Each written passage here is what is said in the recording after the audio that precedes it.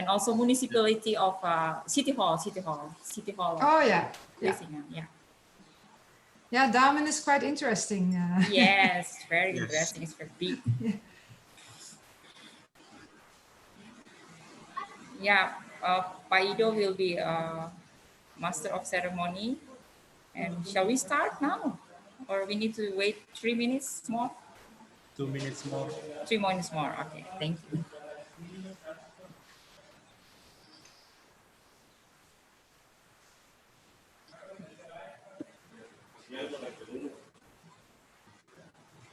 So now we are live on YouTube. Sorry, live on YouTube. So we also live on YouTube. Wow. Yeah, we also live on YouTube channel now. Yeah.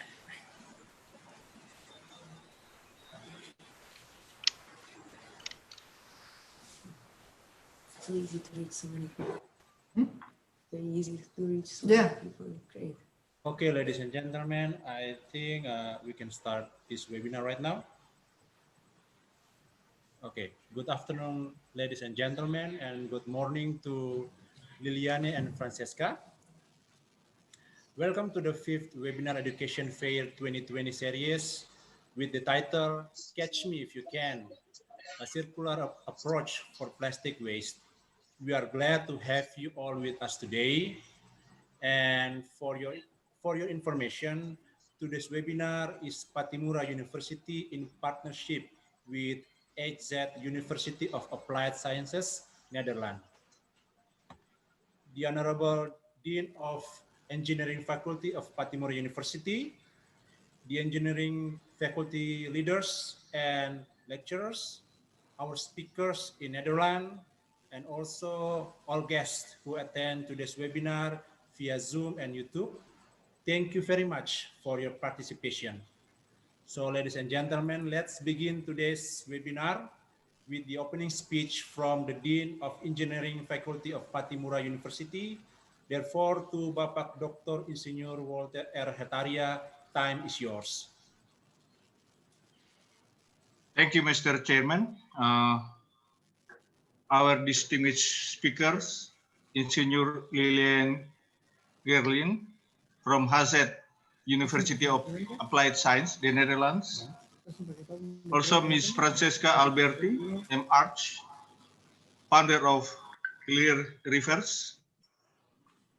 Our distinguished officer and staffs from the International Office, Pattimura University and Faculty of Engineering, Head of Study Program and Head of Department of Industrial Engineering, and our beloved students and participants.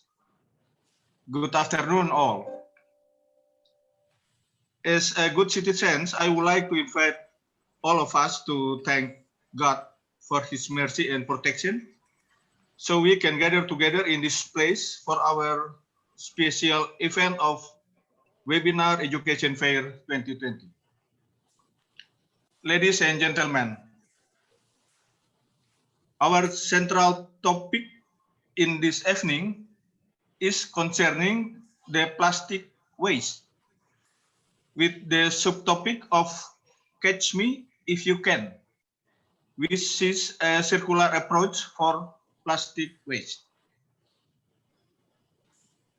Nowadays, our planet faces a big problem of plastic waste.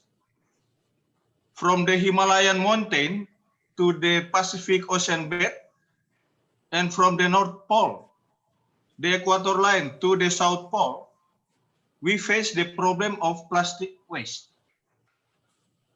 It seems like our oceans, seas, lakes, and rivers are a perfect place of plastic disposal as done by uneducated people.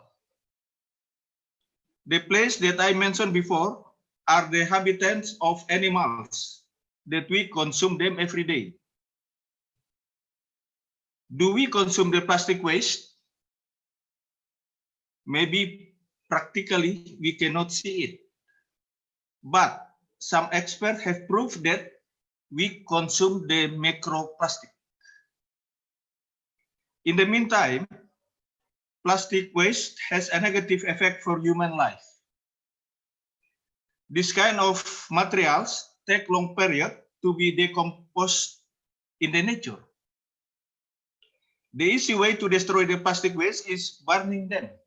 But people do not realize that the smoke produced by the burning plastic is a high-level pollutant, which is inhaled by human or other living creatures.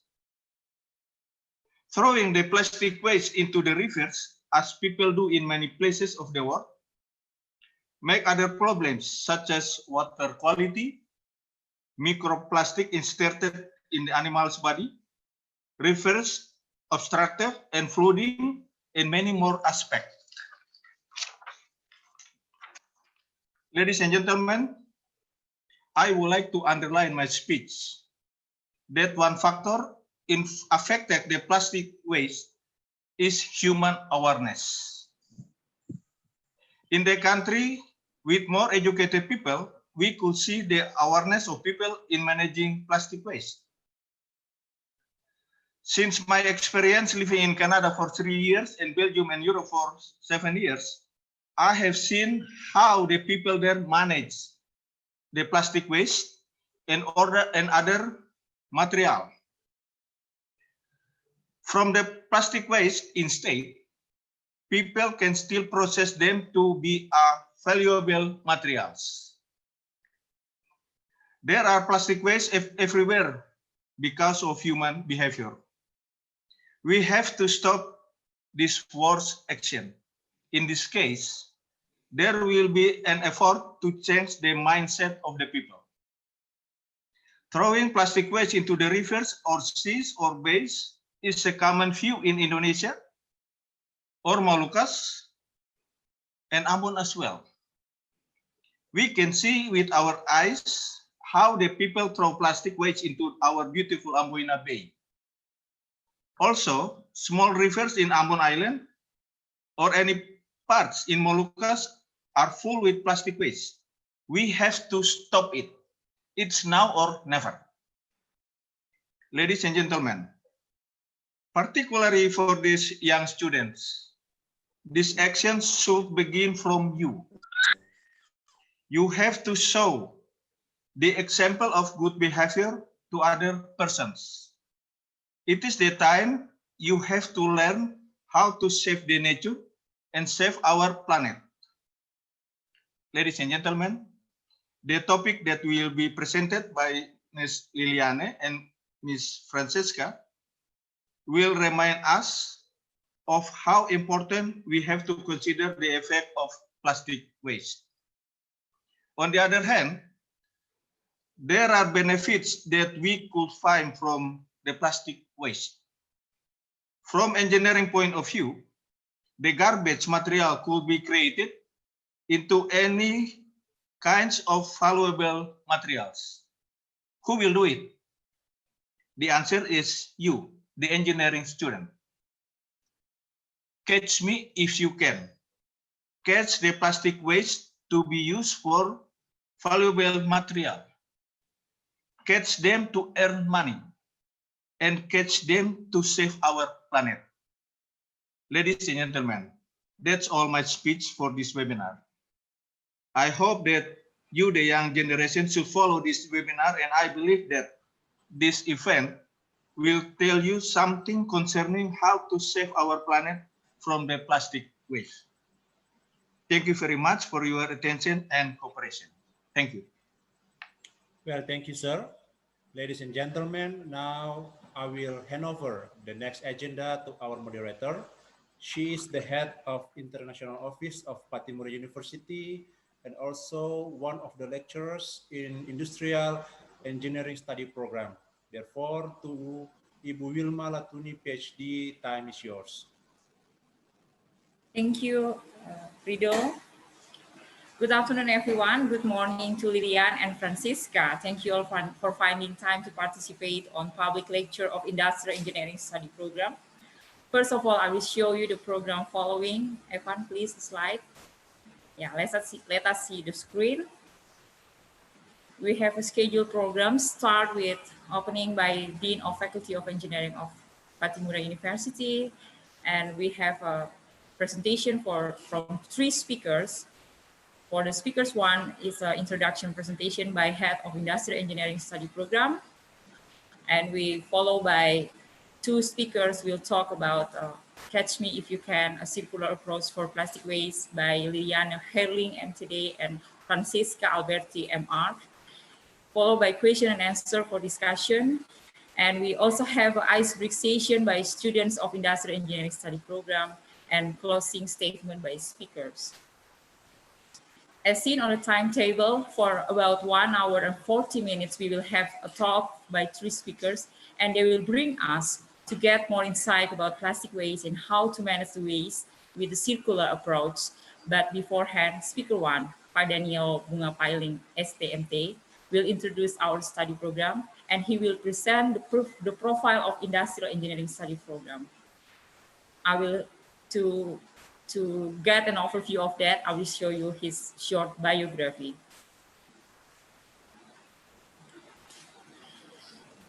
Yeah, Daniel Bunga Pailing STMT is the head of Industrial Engineering Study Program. And in 2003, he got his bachelor degree for Industrial Engineering in UNPATTI University. And in 2009, he completed his master degree in Institute of Technology Bandung, or ITB. And as a professional in the field of industrial engineering, he's actively producing journals and articles and conducting community service. So for speakers and participants, without further ado, I would like to invite Daniel Bunga Pailing STMT to present his material for 10 minutes. To Pak Dani, time is yours. Okay, thank you, Mrs. Wilma Latuni.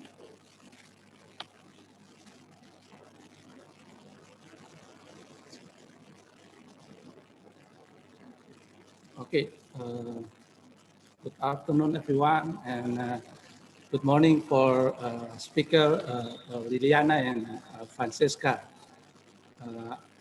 I would to introduce our profile study program to us. So let me start from the story of the study program. Yes. The Industrial Engineering Study Program is one of the study programs at the Faculty of Engineering, UNPATTI University. It was founded on July 23 in 1996. In 2019, our study program achieved B accreditation by National Accreditation Agency for Higher Education. This is a vision and mission for, of our study program.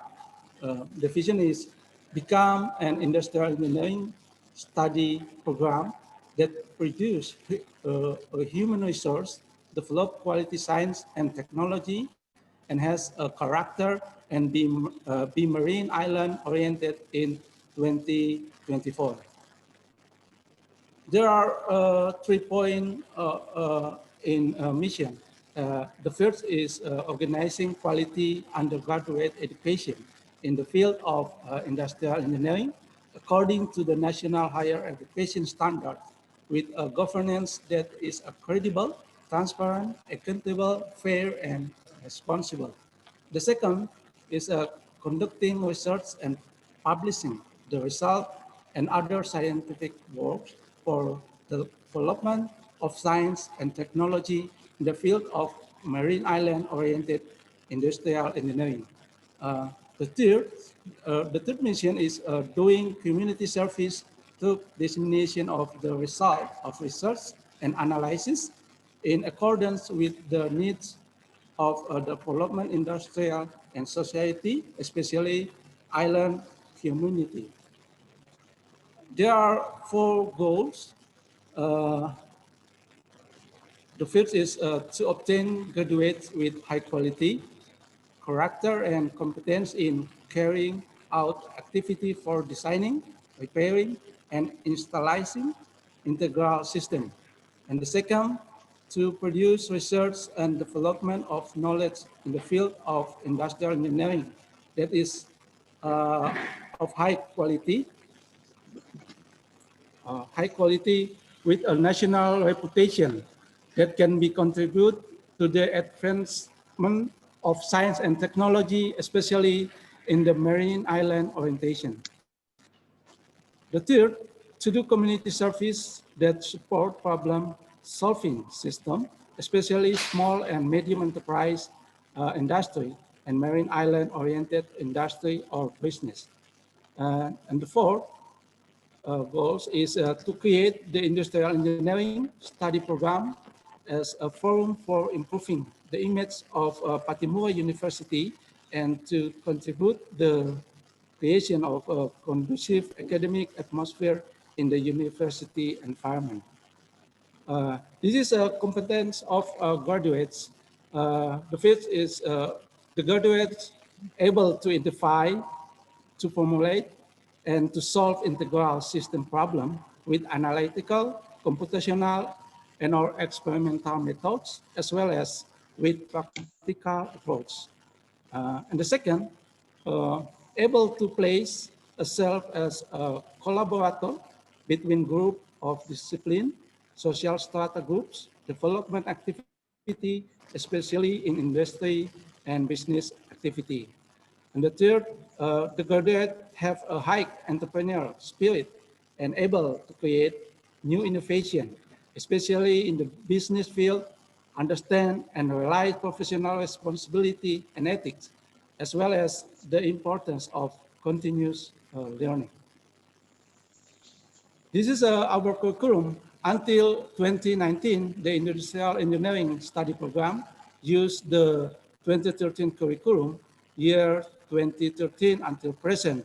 But in the near future, we will revise the curriculum based on instruction from the Ministry of Education, Culture, and as we know as curriculum Merdeka Belajar and Campus Merdeka. To become an undergraduate student must complete a minimum of 145 credits or approximately 57 courses it taken within 4 years. The specialization in student studies is conducted in semester 5 in 4 areas of interest. The first is manufacturing system, work system planning and ergonomic, industrial management, and also supply chain. This is our academic staff. Consists of 17 lecturers, 1 professor, one doctor.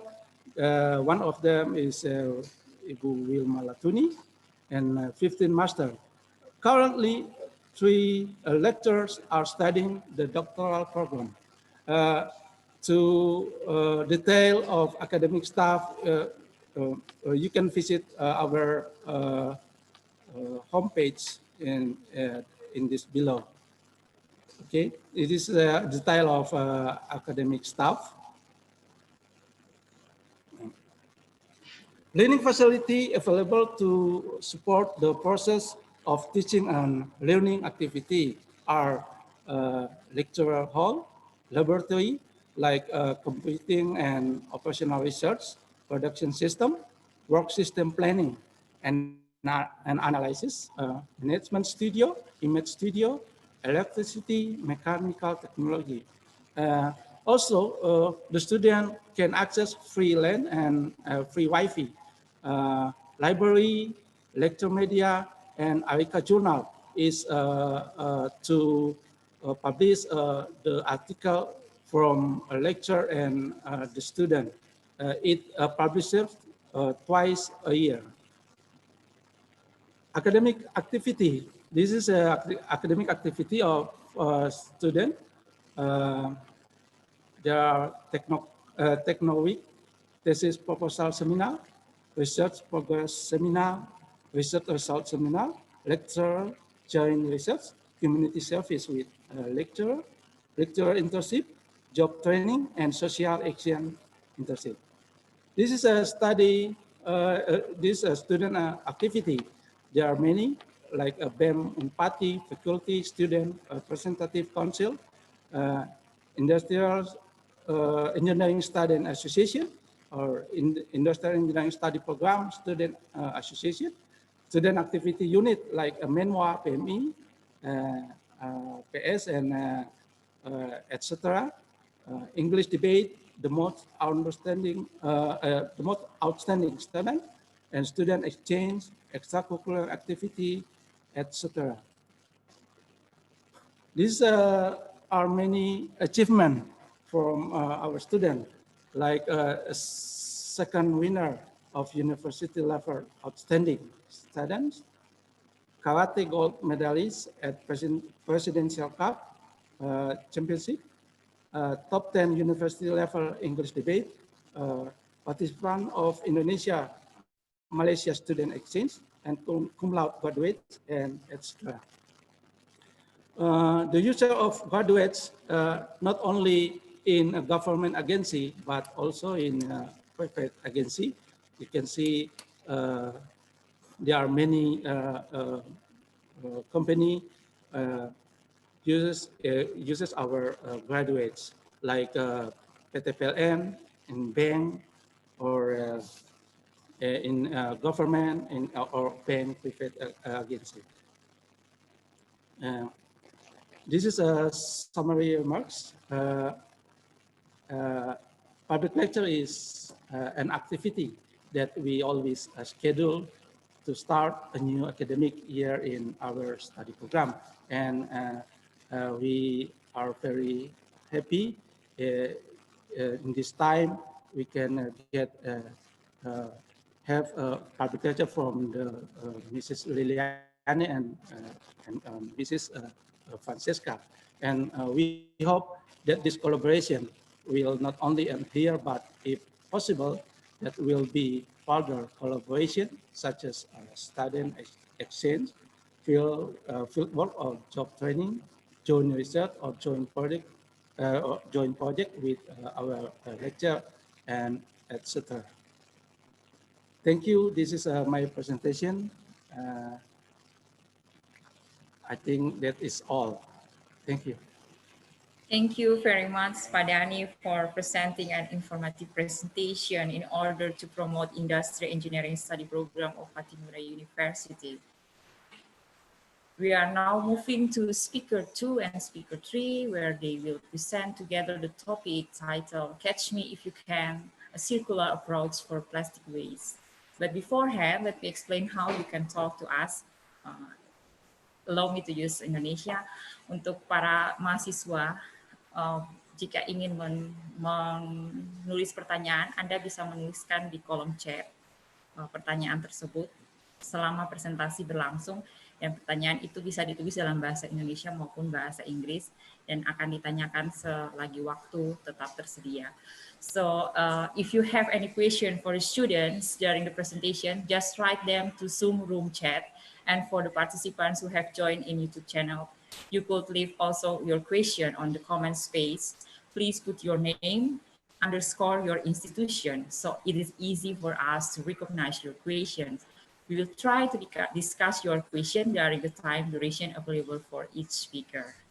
So I will start to read the biography of both speakers. I start with Liliane Herling, MTD.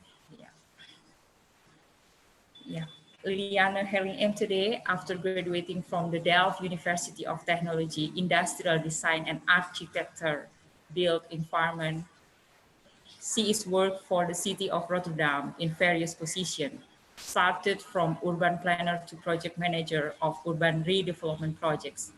She continued her career at the Hazet University of Applied Science, Netherlands, as senior researcher, lecturer, resilience, ecology and spatial planning, climate adaptation planning, DRR, and ICCM at the study programs of Delta and Water Management. She is managing and developing the Living Lab Water in Surabaya with the Institute of Technology Surabaya, which is focusing on the strengthening the resilience of the coast near Surabaya.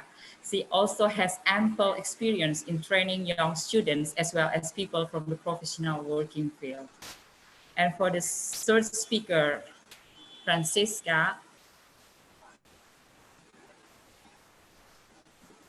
Yes, Francesca Alberti, MR, as a young Italian architect who is driven by curiosity and challenges. Francesca Alberti, MR, has always been fascinated by the environment and how we as humans are so deeply connected to it. Combining architecture and her passion for protecting the earth, she found her way to challenging the plastic pollution problem within Clear Rivers team. As a circular project coordinator at Clear Rivers, Francesca works with teams across the world towards building a plastic circular economy and supporting sustainable culture that protects our planet. Francesca is fighting the further growth of marine litter in all possible ways, with harbor cleanups, the use of passive litter traps, education and awareness program, recycling floating debris, and the realization of valuable new product with the recycled plastic. So to Liliane and Francisca, you have about 80 minutes to present a talk.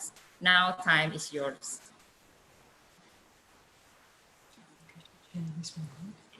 Yeah, to Liliane and Francisca, time is yours now. Yes.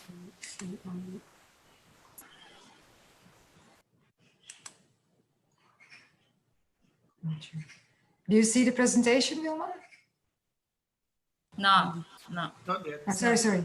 Yes. Yeah, it's running now. Okay, perfect. Yes. So first of all, I'd like to thank. Evan, mute. Oh, sorry. Would you? Yeah, could you? Yeah, sorry. Yeah, sorry. So I hope you can all see us clearly, hear us clearly, and see the presentation. Yeah.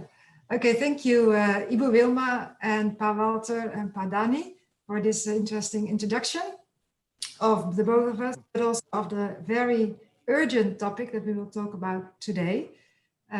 So I will do first a brief general overview of how we need to reorganize our economy actually and the way we produce things. So also for students in industrial engineering, a very urgent and important topic.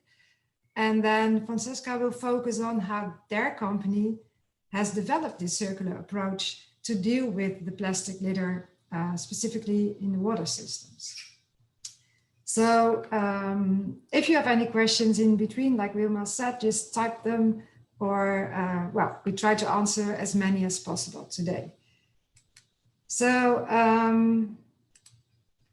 yeah, we all know that we live also in an era of abundance. Unfortunately, not for everyone on the planet, but in general, we produce more and more products. And yeah, you could say we're also in the era of consumerism, even in a time that we could say that shops are being almost seen as temples, right? If you look at this shop of computers, it almost looks like, well, maybe like a holy place instead of just a shopping center.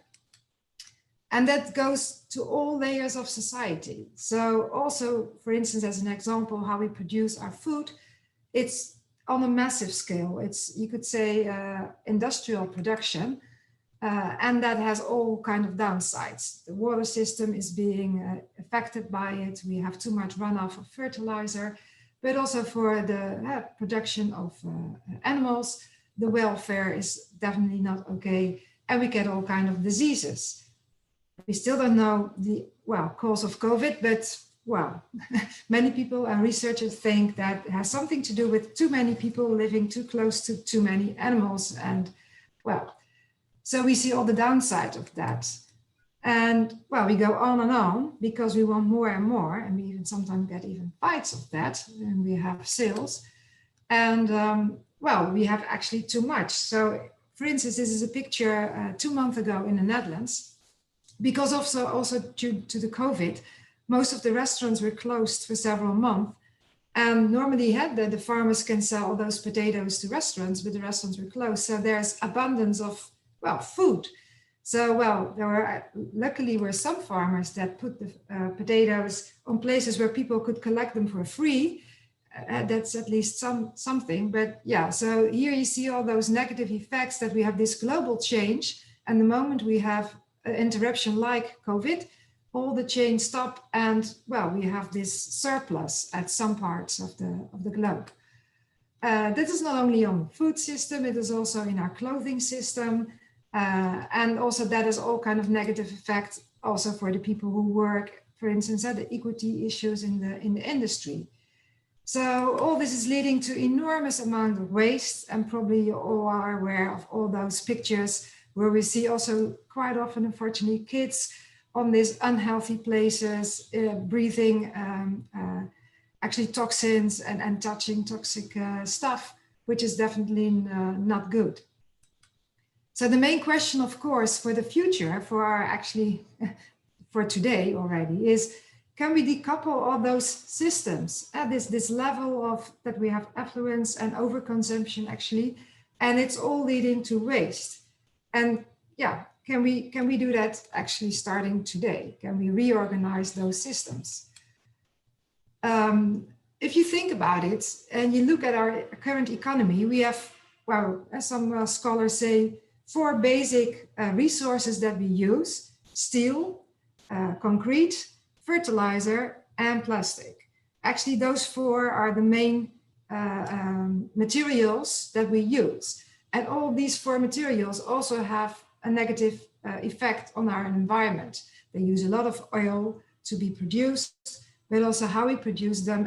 And so what can we do? Can we think about better substances and new materials that don't have all those negative effects? So today we're going to focus on one of these 4, which is the plastic.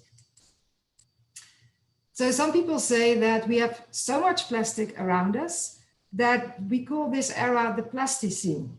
So we have geological times like the Holocene, and we have the Pleistocene, but now the humans have such a big influence. So some also say the Anthropocene, so that we as human beings have a bigger influence on our environment that any natural aspect had until now.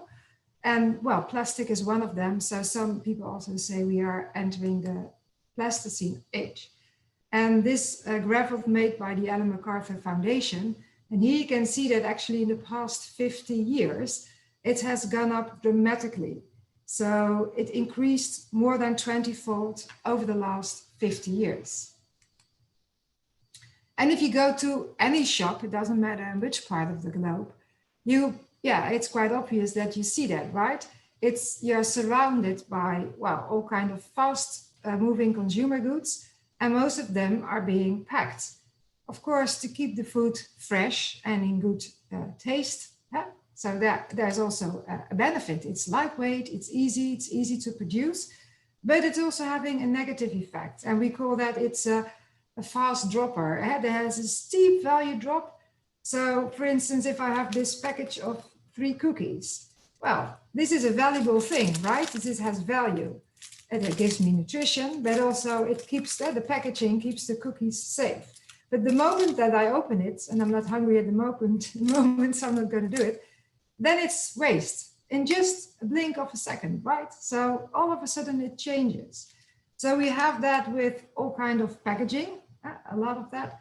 But we have way more disposables than we have before. We have, I already said that, fast fashion, also using a lot of plastic in clothing and materials. And of course, gifts and gadgets. And we like to have something new every day. But also we started doing things like, why do we all put plastic around these vegetables? To keep them in good shape, to keep them longer fresh. But most of the people also have a refrigerator. So why not walk more often to the shop? And then, so you see that more and more shops start thinking, hey, maybe we should make the change and, well, slowly go back to the, well, some people say old-fashioned way, but why did we ever change? I mean, what was wrong with a paper bag or putting all the vegetables in one big grocery bag? So, of course, this is not from the recent years. So I'm not sure if you talk about this cradle to cradle movement in your study program, but it was already in the early 2000s when an architect, McDonald, together with the chemists, Mr. Braungart from Germany, came together and found out that actually we should rethink our system. And their mantra was also instead from now we have cradle to grave, so we produce something and then we have waste and then it's ending and we have an issue, a problem with the waste. We should make things in a way that it can go back. So waste should not be called waste, it should be seen as a resource. So waste equals food. And they made this book, I have the Dutch version here, but they also demonstrated that in the production of this book I can put outside in nature and then it can dissolve. So the ink is not poisonous, it's made from paper. So the whole book can go back in nature without giving a harmful effect. So, and they used the cherry tree as their big example. And they also said in nature, there is abundance, there's no waste because everything can go back into the natural cycle and it feeds itself. And well, they try to translate it in these two cycles of if we design everything, so if we design every product in a way that it can either go back in the biological circle or in the technical, so we can deal with it, there will be no waste anymore. But then we should only use materials and elements that can be dealt with in that way. So for instance, they developed this desk chair and everything that can go back either in the biological or technical cycle from this chair. More scholars looked into how to deal with waste. So you're probably also familiar with the famous waste hierarchy by Lehman. So avoidance is of course the best. So not buying things if you don't need them, and reducing the amount that you use. Make at least an effort to reuse everything and preferably recycle, upcycle even better. Recover as many materials from, for instance, smartphones. Everyone has a smartphone. It's full of very valuable materials. And well, if we dispose in a sound way. So can we do that? Can we start reusing? And this is, of course, a very simple way of reusing of computer elements as a stepping stone to avoid flooded area. But of course, we need to do better. And actually also what they found out that most of the things that we do now already is downcycling. So for instance, in roads, this is a plastic road. This is a plastic bicycle track in the Netherlands. But at least it's something. It's better than, of course, to just dump it. So, and this is, of course, a bit smarter because underneath this bicycle track, there's also holes where you can put the electricity cables and the water pipes, etc. So, yeah, they made this new design, an integrated design. So at least it's a good, have a better solution of them just being waste. So also, if you look at urban areas and how we organize our surrounding, we need to rearrange. And we call that we have to go from the linear system. So we have all kind of flows going through our cities, water, fuel, food, timber, etc., etc. And now it's going out as waste. And we should make that into a circle. We should try to have less output and keep as many of those resources or food in the city as much as possible and as long as possible. So have less in, so see what we can do, reduce, as you can see in this graph over here, and then keep it as long as possible within our urban systems. And we have less waste or no waste at all. So what's also becoming popular at the moment, and we call that the circular or donut economy. So the donut economy was researched by Kate Raworth, and she wrote this book already some years back as well. And that is based on our planetary boundaries. So some scholars in Sweden, Ruckström and others, they developed the planetary boundaries. So we should stay within these boundaries to keep our planet safe. It's about air pollution, it's about biodiversity loss, land conversion, fresh water, nitrogen, and of course the phosphorus, chemical pollution, acidification of the oceans, and a very important one, climate change and ozone depletion. And we know that with 3, we already surpassed the safe boundaries with climate change, with the biodiversity loss, and also with the nitrogen and phosphorus. Also could be a damage and a very big threat for our food production. But she said, how can we stay with our economy within? And what do we need to reorganize to stay within those planetary boundaries? So then we need to reorganize actually whole parts of our system, our housing, our energy supply, our water supply, food, health, but also the social aspects, how we educate people, how if people have a political voice, if there's social equity, etc. So that's her alternative to our actually linear current day economy. So again, to put it differently, from our linear economy, where we destroy most of our value and where we only extract a lot of resources and have a lot of waste in return, we need to go to the circular where we add value and retain it. So put the value back as much as possible and whenever we can. Based on the previous researchers is also one by the Ellen MacArthur Foundation. And you see actually in this butterfly, they call it the butterfly, coming back the ideas also of the cradle to cradle movement. So either you have the biological circle and the technological circle. And if we design everything in a way that it can go either back in the one or the other, then we would have actually a very prosperous planet and there will be enough resources for everyone. And then we don't talk about waste anymore. To go back to the plastic, well, I just introduced that most of our plastic is in a linear way organized, unfortunately. So almost 1/3 leaks out in our environment of all the things we produce on an annual basis. 1/3, and that's quite a lot, right? So that's why we see all those plastics back in our land system, but also a lot of them eventually in our water system. So of course, the big step we should make also when we look at our plastic production is how can we make that circular?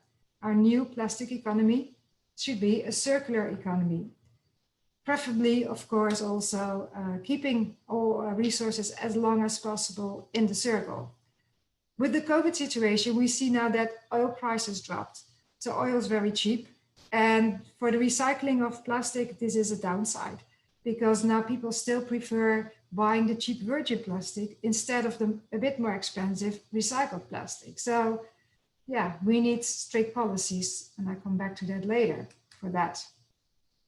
So we have a lot of plastic mismanaged. And unfortunately, if you look at the red dots, a lot of them in Asia. And that has to do, of course, with the fact that your population in Asia is growing very, very fast.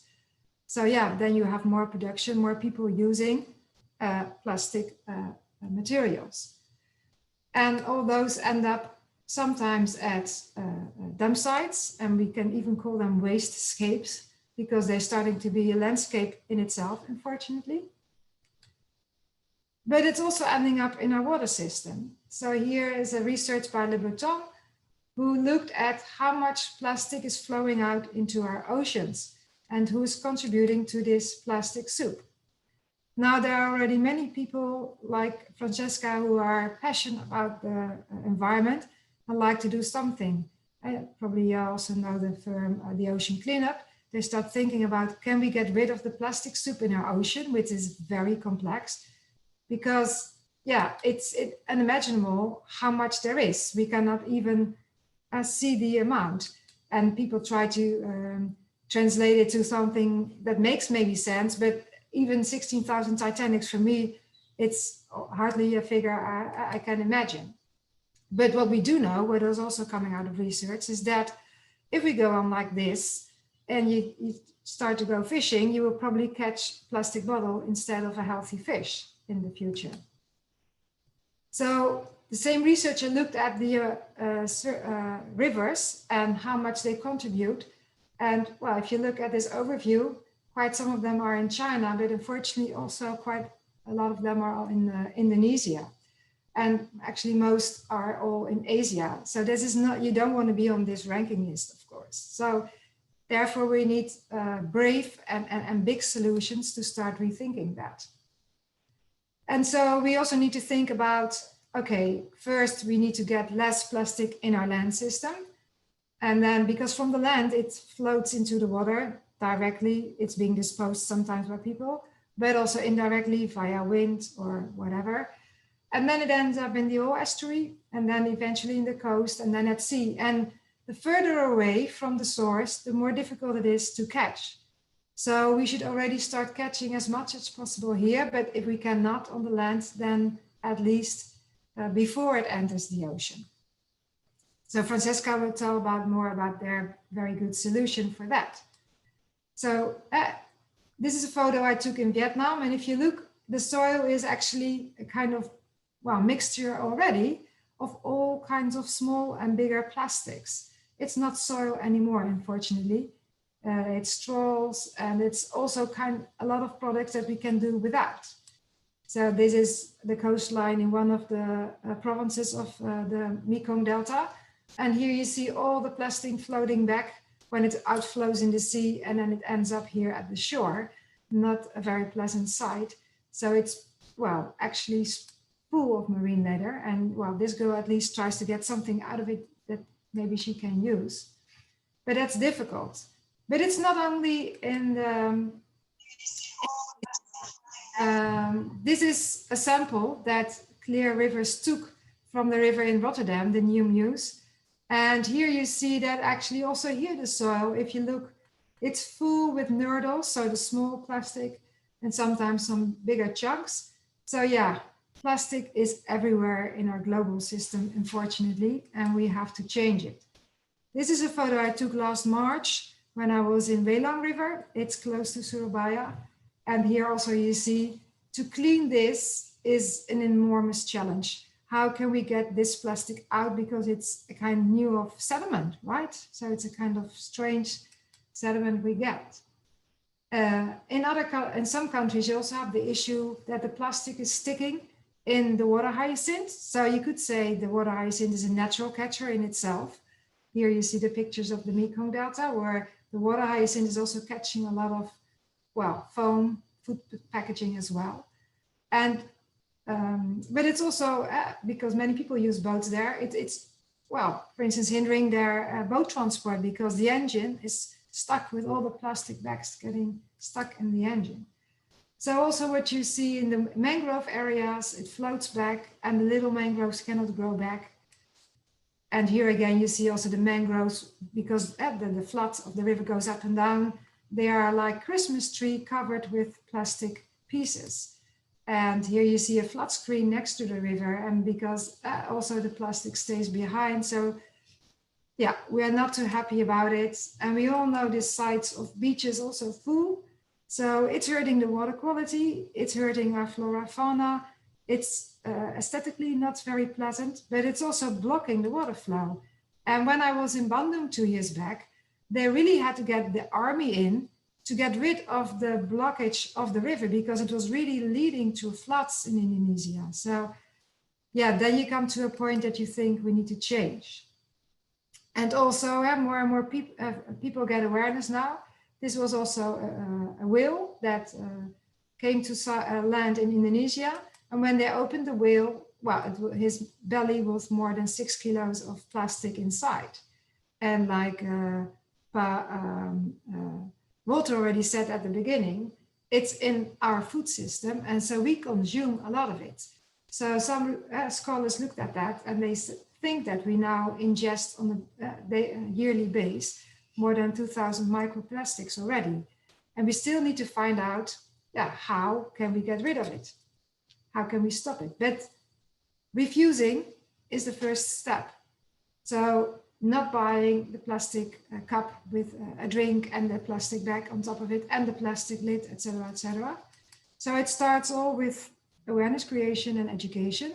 So I did this cleanup also last March in Welang area with kids from a secondary school, but I also told them to monitor, to take photos and put them on a website to prove how much there is and to get well, help, but also to learn. When they clean it, they start behaving better as well. Of course, artists can help a lot. This is a beautiful artwork that was created on Bali by an Indonesian artist with all the waste that was found on the island. And but it could also be simple. So students made this simple litter trap, litter bin of old plastic bottles just to get awareness. Put your bottle here and don't throw it in the environment. So it could be very cheap and simple, but at least do something. Indonesia has a plan. They have a very strict policy actually, but of course it's up to the implementation. But you see some cities making steps. So the mayor of Surabaya has now this system that you can go with the bus for free if you pay, and you can pay with a plastic bottle. So, well, this type of small steps could make a huge contribution to awareness creation and start changing the system. So what we do in Zealand, what we do is also start to using citizens, and we also use students and teachers, not only to clean up, but also to start measuring. So they help me collecting data. So we go to the beach and we take samples of 100-meter stretches over 1 kilometer, and then we start measuring what's there. So we have this system from OSPAR, that's a European system specifically developed for that. And we start pointing out how much of each of these objects we find to get a better overview, who is the polluter, but also can we go to those companies who produce all those packaging to say, hey, can you maybe replace it by a decent alternative? So what we also used a lot is the Literati app, and you in Ambon can do this as well. It's a free app. It's a global scale. We use that also in Surabaya. And here you see how we do it. So we mostly have 3 students per area, and one is carrying the bag where we put everything in. And then one is taking the pictures and one is collecting it. So for you to start organizing, make groups of 3, and then we start putting everything together. So we see how much we find. And actually we saw that 99% is plastic of all the waste that we find. So mostly everything. But also in Zealand, we are on the coastal area where our university is. So the majority is from fishery.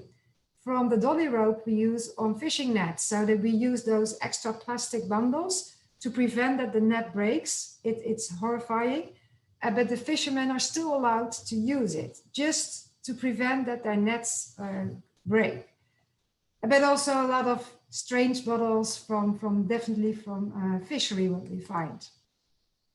So at least then we get the overview. We can start reaching out to our politicians and saying, hey, we should have a ban on the dolly rope if we start coming up with proof of how much of this we find in our environment. So this is the stuff that I'm talking about, the dolly rope. So we add that to our fishing nets just to prevent, because the fishermen are too lazy to repair the nets. Yeah. But also what you can do is make simple catches. We did this in the Mekong Delta to get the first insight in amount and typology of waste, because we see that waste is different in every country and in every region. So for instance, in Vietnam, there's a lot of phone boxes. So you also make this overview of how much we find, put it in graphs, and then we start thinking about what can we do? Because the difference, for instance, in Vietnam is the water hyacinth. So 55% of what we collect from rivers is the water hyacinth. So here you see already quite a different composition. So therefore you need a different strategy per country. So as a designer, you need to make an adaptable design as well, and really make it fit to the region where we're talking about. So you do this type of things. You start also measuring the flow velocity, the depth, how the river is used by navigation. You need all those information for your design. And that it makes a change is, well, this example. Many people in the Dutch country here in the Netherlands, they eat this anti-flu candy stuff. I don't, but they have this orange wrapper. And you see a lot of them in the environment, unfortunately. So people start also using the Literati app and photographing all those wrappers. And then they presented this map where they found all this pollution to the director of the company. And now he's changing the packaging to something less harmful for the environment. So here you see, if we all start doing that, we can make a positive change. So the thing is, at the next step, how to get it out of the water in the most efficient way. And also that depends on what is available, how wide is your river, I already said it, the flow velocity, but also, yeah, the money involved, of course. So we also use a very simple system of boats with our students in the port of Vlissingen. We go out with the boat and just trap it manually. I mean, yeah, that's the volunteering job, and we do it. And we give study credits to the students who join, so they get something in return. It can be a simple thing, like a beam, and we can just do that. And here I give again a kind of overview for you as designer, what you should think about if you start designing systems to catch plastic effectively from your water system. We had a student also looking at the Brantas already, looking at where's the plastic catching up, and what can we do? Are people willing to help out? That also has a huge effect on what we can do. And start thinking about how can we do it? Can we make it in a circular way, bring it to the waste bank, compost part of it? And then he developed a very cheap thing because, yeah, they were as a low income area and they didn't have any money to invest and buy something more expensive. But yeah, you can have the very advanced, more expensive systems. Like this is a solution. It's called the Great Bibble Barrier. There is this tube on the bottom of a river, and it produces bells, and then that puts the plastic to one side. You can see it here on the next slide. So then you see here the bells, and then you see the collecting system where it then goes to. An even more expensive and more advanced, very huge system is the interceptor. It's also developed by the Ocean Cleanup. It's on solar panels, based on solar panels. So also the previous uses electricity. And then you have inside this belt that sucks up all the waste. I'm not sure how they deal with fish, but I hope they've taken that into account. And I saw in the Mekong Delta, I saw actually a small version of that, also on solar panels. This was a gift from Korea to Vietnam to fight their plastic pollution in the Mekong. What I liked is that it's really Asian design. So I think it's nice that they adapted to what people like and that people also see it and start using it or understand it better, because also that is a design aspect that's important, that you also people embrace it and like actually looking at it. So here you see it more. But unfortunately, it was not strong enough because of the water hyacinth. The Koreans didn't think about that. So there was also this belt, but it didn't work. So actually the guy only uses the boat to go out, and it's, well, on solar. So at least it doesn't use diesel or gasoline, but you need to do it still by hand. So it was not as efficient as hoped, unfortunately. If you start implementing this system, what's very important is also to get insight in the informal and formal waste cycle. So who is involved in that? So it's very important to keep the informal waste cycle active, because it's probably quite often also the only job that people have in the country. So also in Vietnam, I mapped the whole waste cycle and interviewed a lot of women. In Vietnam, it's mostly women who do this job because plastic is lightweight. How much money they get if they sell it to a waste shop, and then where it's going to. So I visited also shredding facilities and sorting facilities, and I looked how they organized. And here you see that they actually organize it the same way as they also organize drying of herbs and things. But yeah, for the small plastics, maybe that could be optimized. So we should also help them in optimizing the whole process. And then we also look at topics where we can improve products that go back in the water system. For instance, in Indonesia, we make these permeable dams to help mangroves growing back. They're made of wood, but they decay quite fast and they need to be replaced every 5 years. So maybe we can make that also of recycled plastic from the river or simple embankments. This project Francesca will tell more about. This is also an idea, is floating islands made from recycled river plastic. And specifically also this was an idea for Vietnam. They have now the wooden fish cages. They also, well, after 5 years need to be replaced because they're constantly on the water. And maybe we can also make these of recycled river plastic. So that is one of, so we focus a lot on giving things back to the water system. But of course, you can also think about other products. And besides the recycling, you as industrial engineers, it's very important to also start considering, can we use other packaging materials to have less plastic waste? So you see more and more students looking at plant-based for replacing cups or packaging material. And we see more and more. This is a very interesting one from Indonesia. It's called EvoWare. It's a startup. They are based in Jakarta and they make packaging from seaweed. And this is another example. So this was used during a sport event in London. And instead of using bottles, they use the pots. So you put the whole thing with the drink in your mouth and you swallow it. So you have no packaging. You can just eat the packaging, which is actually quite a nice solution in my view. And well, here's just one other example from new designs from mushrooms.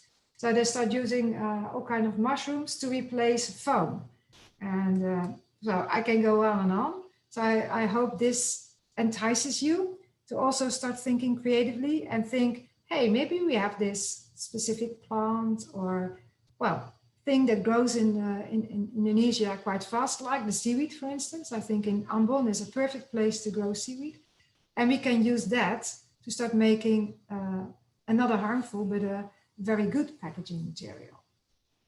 So this is my last slide. Thank you for listening. And then we go to the next presentation from Francesca.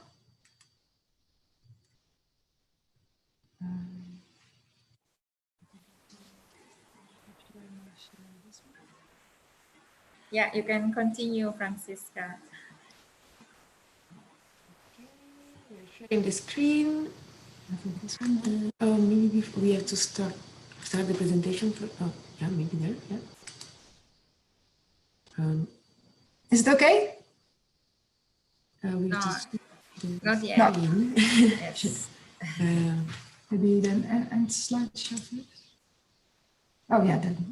yeah, that was fine. Okay. Is it okay? No, it's not working. It's not yet. Again. It's not here. Yeah. No. This one, and then. And now? No, Still not yet. not yet. That's weird. Okay. You use also PowerPoint presentation or another platform? You use PowerPoint presentation? Yeah. Or Yes, yeah, maybe it's now? working now. Yes. Okay, perfect. Yeah. Perfect. I just go outside. Yeah. Okay, so good afternoon, everybody. First of all, I would like to thank the University of Fatimura for organizing this webinar and for inviting me to talk about one of the most important issues of our time. Thank you very much to Liliane as well for the very interesting introduction about plastic pollution.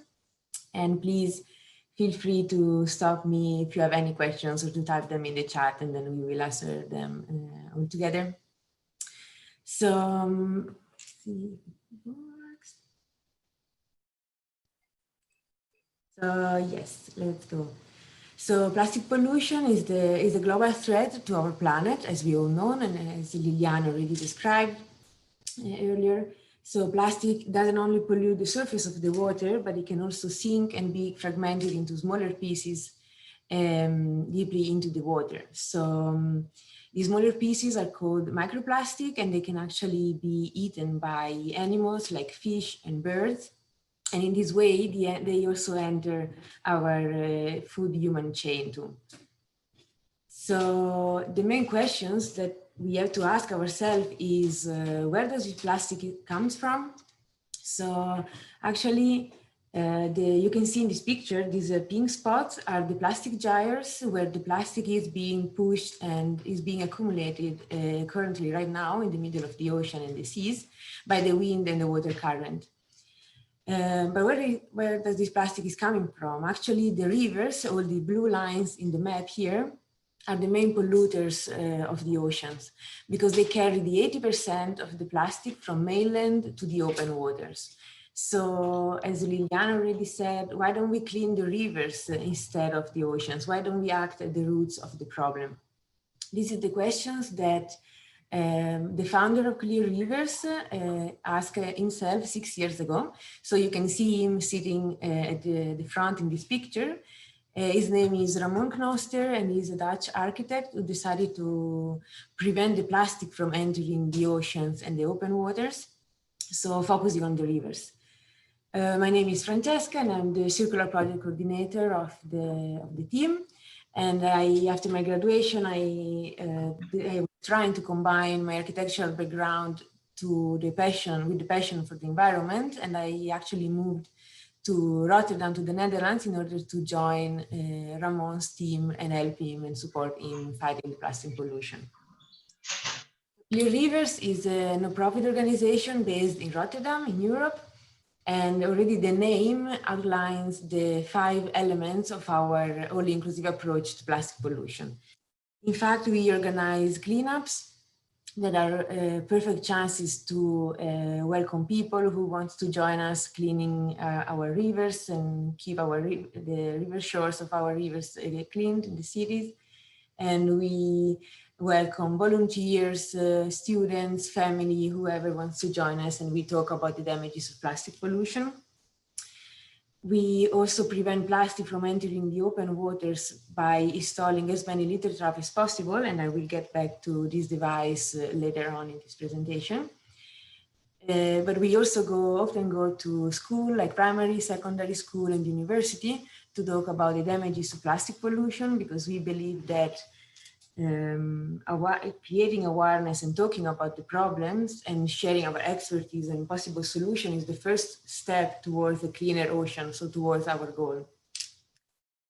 And the last element of our approach is the recycling. So all the plastic that we collect and we retrieve from the rivers is being sorted and recycled into new valuable products. These 5 elements combined all together, they create an overall inclusive approach to plastic pollution in the short and in the long term. But within each of these steps, we actually, Clear Rivers keeps a circular approach to the plastic pollution, because we believe that we have to start from preventing the plastic from entering the open water, so by cleaning the rivers and the canals and the waterways, and then to design it and think about new products that we can actually make with the plastic that we have been retrieving. So we have to change our way, as Liliana already explained to us, we have to change our way to deal with plastic, the way that we see the plastic pollution, because we don't have to see the plastic as waste anymore, but as a raw material that can actually have like a second life. So starting from the collection, we retrieve plastic from rivers with this device called litter trap. Then we clean and sort the plastic that we collect, and we actually show to the people how to divide the different types of plastic during the cleanups. Then we recycle it and we upcycle it into new products. So Clear Rivers is also exploring new techniques and technologies to realize different kind of products, like here you can see in the picture, like 3D printing or rotomolding machines and in extruder machines or injection molding ones that can actually be able to produce different kind of products. So when you would like to think about a new product made of recycled plastic, you always have to look for the most suitable technologies to actually realize it. Now I would like to show you a short video about what we do. I hope it works. So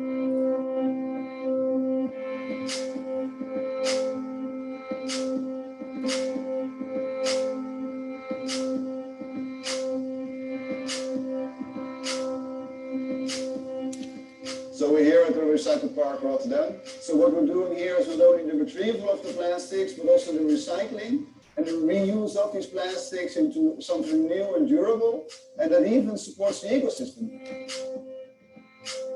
So what do? We organize cleanups to retrieve the plastics from the rivers, to clean up the river shores. But at the same time, we found an innovation in passive litter traps. So the plastics is caught within our litter traps, and in that way it's very easy to get the plastics, to bring it to the sorting and recycling facility, and to reuse these plastics for recycling. Yeah, so we see here that Recycle Park makes a lot of sense because it supports the ecosystem here, but of course elsewhere we have to develop other kind of products. So we already made a very good test with 3D printing. We can already make furniture, but also nowadays we are developing building blocks that we can use to develop housing. So in that way we can offer a kind of catalog with the different kind of products and techniques that can be used to really upcycle the plastics that we retrieve from the rivers and the ports. Well, we really have to educate the next generation to work on this issue on a professional level, to make them aware, but also to teach them that this is a real issue, but that they can also make a difference themselves. Yeah, of course, this is a global problem. So we also need to find global collaborations and global partners to really be able to make the difference and to really stop all these plastics from entering our seas and oceans.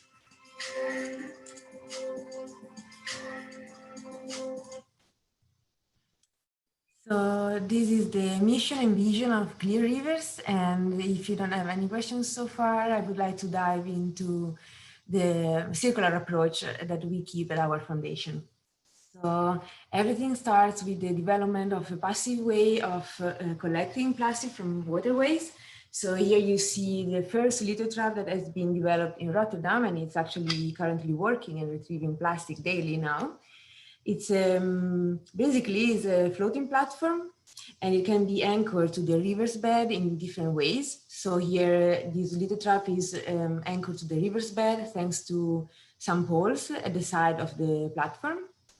And how does it work? It doesn't require energy or human labor at all. So as you can see in the drawing, is basically the plastic is being pushed inside the device by the wind and the water current. And if they change direction, the plastic is being trapped inside the litter trap thanks to several screens. Of course, the litter trap, because it doesn't require energy or human labor at all, it doesn't really require that much maintenance as well. The only thing that we have to do, and we have to take care of the emptying of the device. So actually people can step on the litter trap and empty and taking out the litter trap with a fishing net, or you can slide down into the water, the small gate that you see at the back of the litter trap in this drawing, and collect the plastic that flows out from there from another boat. The litter trap is a catchment system. So actually to improve the effectiveness of the device, we can combine it with a floating boom. Here is the boom that we are using now in Rotterdam. So every location has to be monitored. So we have to study and to observe how the plastic is floating in the canals or river where we want to start the litter trap. And then we can combine it with a boom, and the length and the characteristics of this boom can, of course, change according to the river's characteristic. But what makes this litter trap a unique device is that is the first circular products realized by Clear Rivers. So it's entirely made of the plastic that we collected from the rivers in Rotterdam. So it's entirely made of recycled plastic. It's hard plastic combined together. And besides some metal screws and some metal frames, is entirely made of the plastic that we found in the rivers. You can see here like a picture of the founder sitting on the litter trap. So just to give you an idea of the dimensions of this floating platform, it's 6 meters long, 3 meters wide, and almost 2 meters deep. But the design of the litter trap itself can be adjusted to different locations worldwide. So here you see the second litter trap developed in Rotterdam. And as you can notice, it's slightly different from the first one that I showed you. And also the anchorage system changes because the first one was anchored with some poles to the river's bed, while this one is anchored thanks to a sliding system to the concrete riverside. So the design of the lithotrap can be adjusted, and the flexibility of its design make it very easy to transport and to install it in as many locations as possible worldwide. So this is the third lithotrap that we realized, and it was on its way to Brussels in Belgium, where we installed it in a canal of the port of Brussels, as you can see here. And this lithotrap is actually being retrieving plastic for almost 2 years now and catching almost 2 cubic meters of plastic a month. Of course, because it doesn't require energy or human labor to function, the catchment effectiveness of the lithotrap depends on the season because it relies on wind and water current, and also on the amount of plastic floating into the canals in this case. But the Clear Rivers mission is also international, so we are very happy and honored to being able to collaborate with a university in Indonesia. So for 3 years, thanks to the collaboration between Dutch and Indonesian university, Clear Rivers has been able to supervise several groups of students, spending some months of internship on Ambon Island. And the students have been researched about the waste management system in Indonesia, about local materials available to realize, in order to realize a lithotrap based on the design of the lithotrap existing here in Europe. And then also looking for locations, studying about the plastic pollution in the bay. And we have been supporting them looking for the perfect locations in order to install as many lithotrap as possible. Unfortunately, even if we have been working on this project for 3 years already, the plastic pollution problem is still there. These pictures has been taken by our main local contact from Ambon, and he sent them to me just only a few days ago. Unfortunately, the plastic pollution is a very urgent problem in the bay, and even if people are daily cleaning the bay, so that shows the effort and from the island. The city of Ambon also realized a lithotrap based on the design of the existing lithotrap in Europe. But of course, after years of studying and research, we realized that it's time to actually produce lithotraps in the Netherlands and ship it to Indonesia in order to have like a stronger device that can actually withstand the tough weather condition of the bay, and that can actually improve and support the cleaning action that you are already doing, and that's already great. But we would like to support you, providing you with a stronger device. So actually, now the goal of Clear Rivers would be to we already started redesigning the design of the lithotrap in order to fit in a sea container and being able to ship it to Ambon Island in order to install it in the bay. Now I can show you like a short video about the research of the students and what they did in Ambon.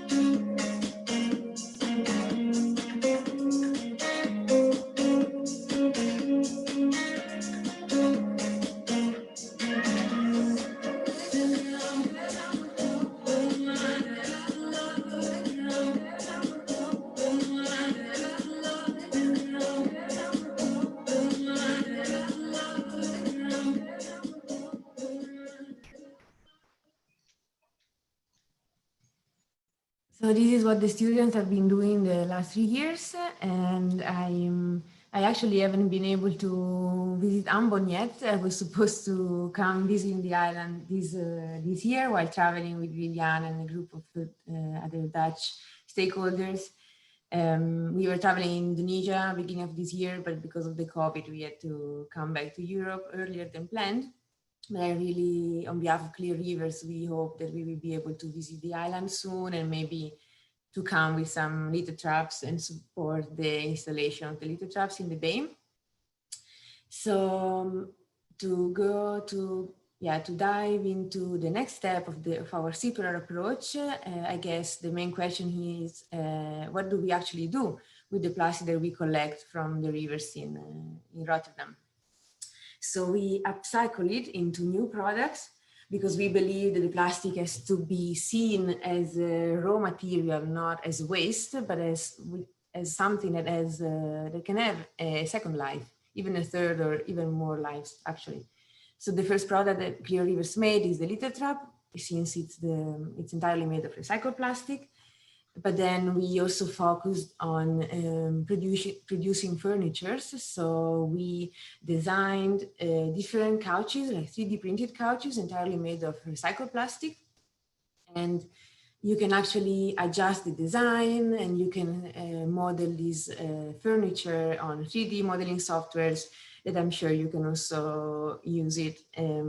And then you just need to find the most suitable techniques to realize this product. So for example, these couches, they have been produced by a 3D printing process. So they are made of recycled polypropylene combined with glass fiber just to increase the mechanical properties of the structure of the furniture, and only 2% of plastic pigment for the color that we wanted to have.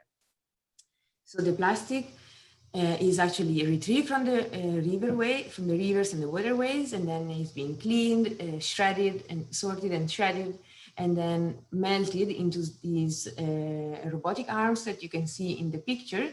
And then the plastic goes out from the needles at the end of this arm as a filament. So I think I can show you here like a short process of printing the furniture. So it's actually these robotic arms that 3D draws the furniture designed on a 3D modeling software.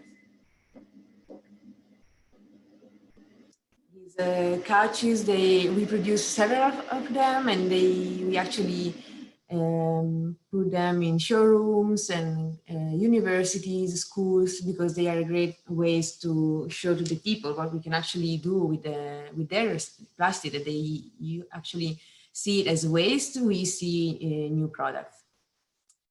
Another product that we are looking into now is how to use the recycled plastic as a building material. So together with another no-profit organization called UniBrick, Clear Rivers is developing these recycled plastic bricks. They are made of PP and HDPE, and we are actually exploring the possibilities of using these other different types of plastic as well.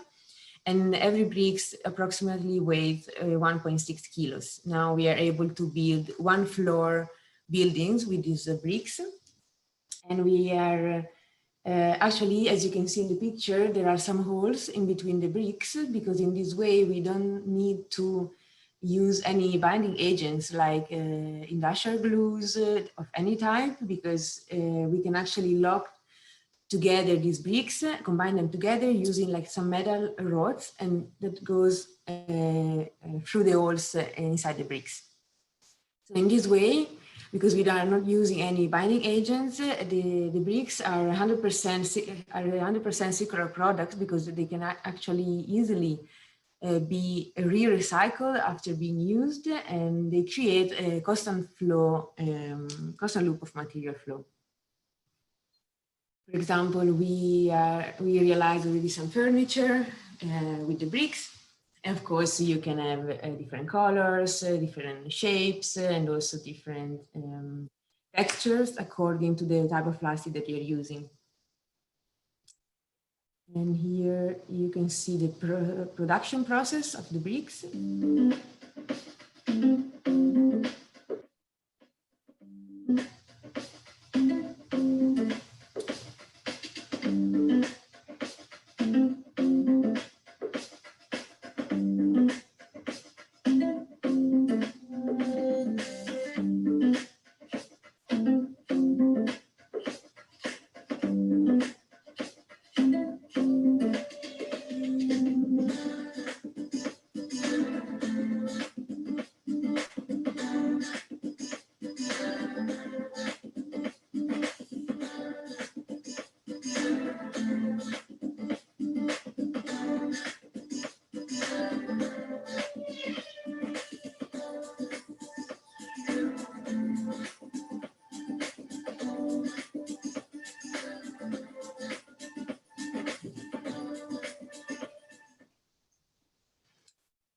So I guess that as an industrial design student, it's also very interesting for you to see which kind of technologies are available to recycle and upcycle the plastic. And you actually could support us thinking about new products that we can realize. And maybe you can think about a product that can that you can actually produce in order to replace a disposable one that you are maybe using too often in your daily life. And the most difficult part of producing the bricks, for example, is only finding all the elements and all the parts to actually put together the machines and to realize the mold. So for example, while I was traveling to Surabaya and Bali beginning of this year, I had the chance to visit Robres. It's like a student workshop next to the university in Surabaya. And the students there, they have been able to put together the machines, and they actually had all the machines that we are currently using in Rotterdam to produce the bricks. So in the picture, you can see the green oven on the left of the picture, but also the injection molding machine on the right, and also the mold that they realized in order to make the recycled plastic boxes and containers here, but also chairs and seating elements. Last but not least, this is probably the most well-known circular product that Clear Rivers realized. It's called Recycle Park, and it has been inaugurated two summers ago in 2018 in the port of Rotterdam. It's a floating landscape entirely made of recycled plastic that you can find in the harbor of the city. We designed this floating park, combining together some hexagonal shapes, hexagonal blocks that you can see here, and every block has different tasks, let's say, in creating the floating landscape. For example, you see bigger blocks where we actually put some foil, and we planted plants and trees that are actually also now growing. But also smaller blocks that are half in the water and half outside, where we planted some specific plants. And they have holes at the bottom of the blocks, so the roots of the plants, they can actually grow into the water and also clean it. People, as you see in the picture, can sit on the recycle park, they can walk there, and they can just enjoy the weather being outside. And everything you see is made of recycled plastic. So the black floating blocks, they are made of HDPE and PP combined, so hard plastic combined together. And also the tiles that you see in the picture here, where we are sitting on, are made of PET bottles. And we also used EPS in order to increase, like inside the floating blocks, in order to increase the floating capacity of the blocks themselves. The Recycle Park doesn't only work as a great awareness tool and example that we can actually, for the people to think about the plastic pollution, to rethink about the plastic, not as a waste, but as a new material. A lot of people are just passing by the park. They can stop there, visit the park, reading the posters there, and start thinking about which kind of product they would like to have, for example. But the park, it also increases biodiversity in highly urbanized areas like the port of Rotterdam. So actually animals, they live the park throughout the year, and they can find shelter and food between the blocks. And this summer, our recycle park turned 2 years old. So we made this short glimpse in order to show you how the people and the animals can actually leave the park throughout the whole year.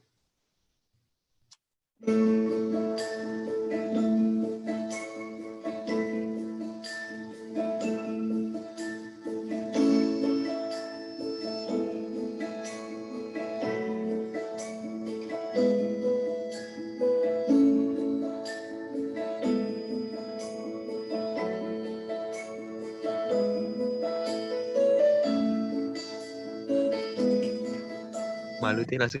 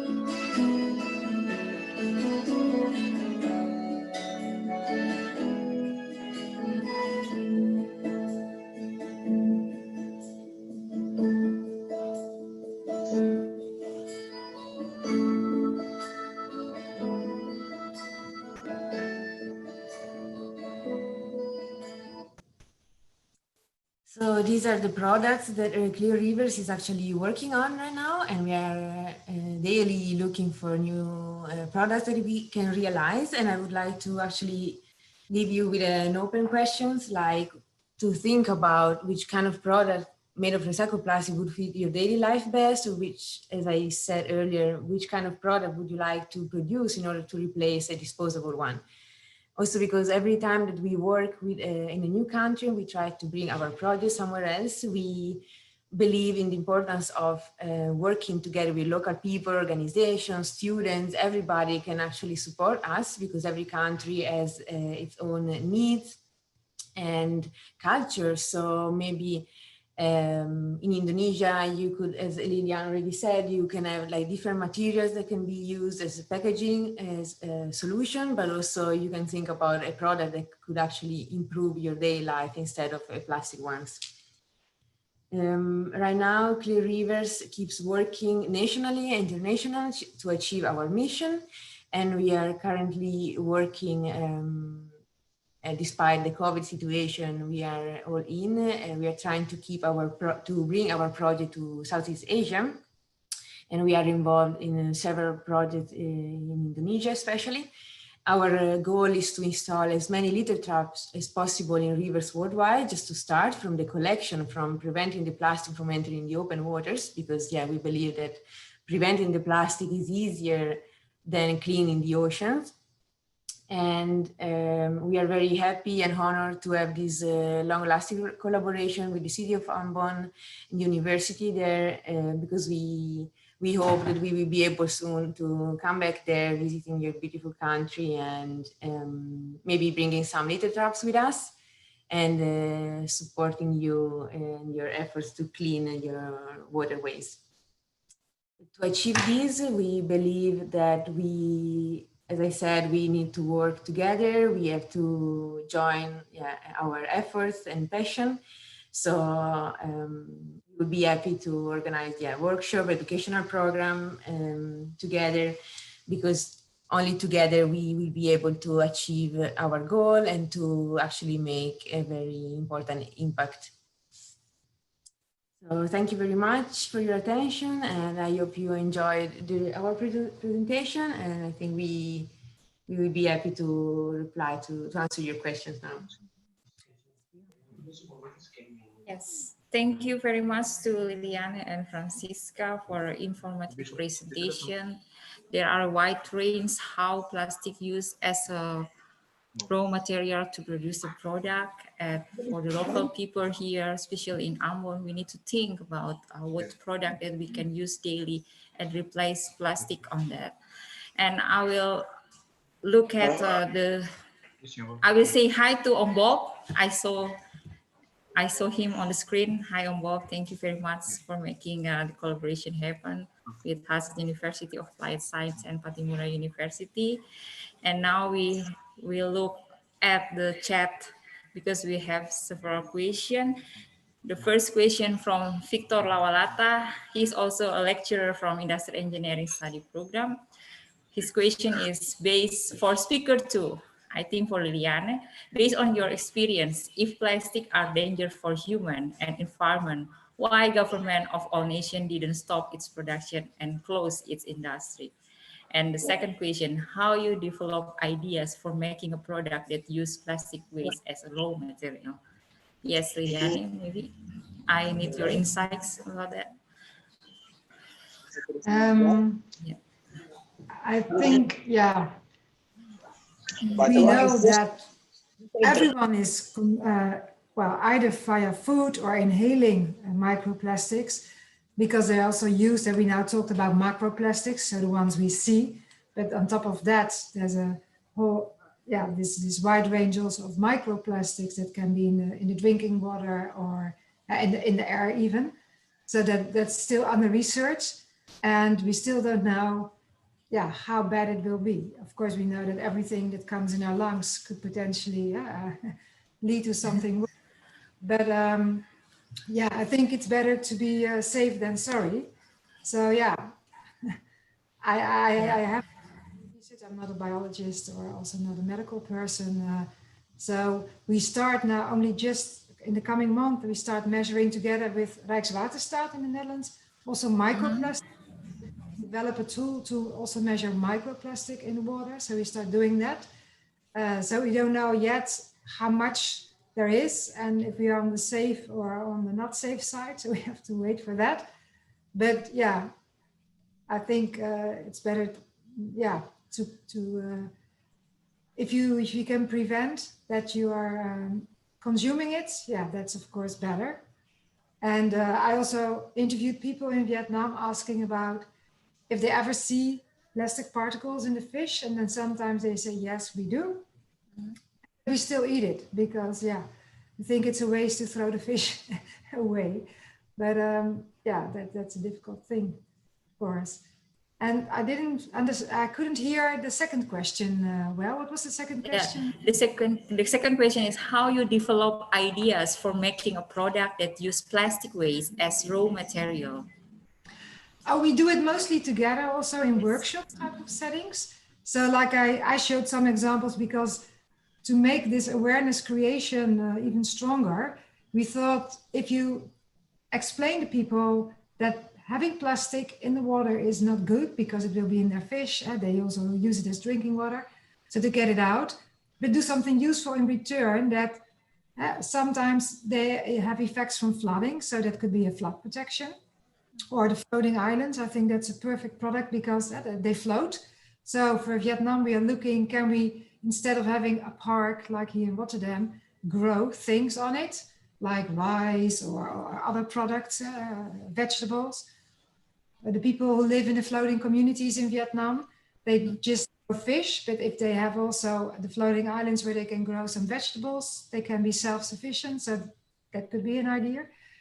Like I said, the permeable dams. So it depends on what is also needed. Like also Francesca just said, we like to ask you, do you have any ideas what Ambon is in need of? Because what I do know is that part of your plastic is being transported to Surabaya, to Adupi, and they make, I think, plastic furniture out of it. Well, that could be a solution, but maybe there is enough on Ambon and to make something that you can also use, because now you also have to import, because you're an island, a lot of products, right, from outside. Yeah. So maybe you can keep it on your island and make something that is useful for Ambon, and whether that is furniture or something else to prevent from flooding, or in building housing, like the bricks from Clear Rivers. Yeah, I think that should be discussed with the local people. So what is your need, and can we close the loop on your island? That's actually the challenge for us. So therefore, it's never a copy-paste solution. So what could work here in Rotterdam for closing the loop can be a very different loop in Ambon. Yeah, the type of plastic that we find, and the quality, and etc., etc. So yeah, that's what we need to find out together with you. And therefore, we are so happy that we can work with Pattimura, and the students can also be, I can join in the research of the typology of the plastic, the amount, the need for products on the island, and can we make a smart connection there and keep your resources also, and not see it as waste, but see it as a resource and keep it in Ambon if possible, instead of just bringing it to Surabaya and making, again, new furniture that maybe nobody needs. I'm not sure about that one. Maybe it's also a good product, but yeah, maybe it's better to first focus on Ambon. Yeah. Thank you very much. Jadi untuk adik-adik mahasiswa harap berpikir kira-kira produk apa yang cocok digunakan sehari-hari yang bisa menggantikan plastik. Jadi itu yang akan menjadi bahan diskusi nanti jika ada proyek lanjutan untuk kalian bisa mendesain satu produk yang bisa membantu untuk menggantikan plastik menjadi produk itu yang menggantikan plastiknya. Jadi itu kira-kira yang bisa menjadi pokok dari apa yang disampaikan oleh Liliane. Yeah, we move to another question. So we have a question also from Rini Sangaji. So she is also the student of industrial engineering. But she says that good evening and good morning. I am Rini Sangaji, student of Industrial Engineering Faculty of Patipura University. I'm very proud that I can get the material from Mrs. Liliane and Mrs. Francisca. What I want to ask, earlier in the material, it has been explained that the increase in plastic has greatly increased and every grocery product all uses plastic. Now, what I want to ask, sorry, how do we classify plastic that can be decomposed and cannot be decomposed? Because every day we are sure to meet plastic.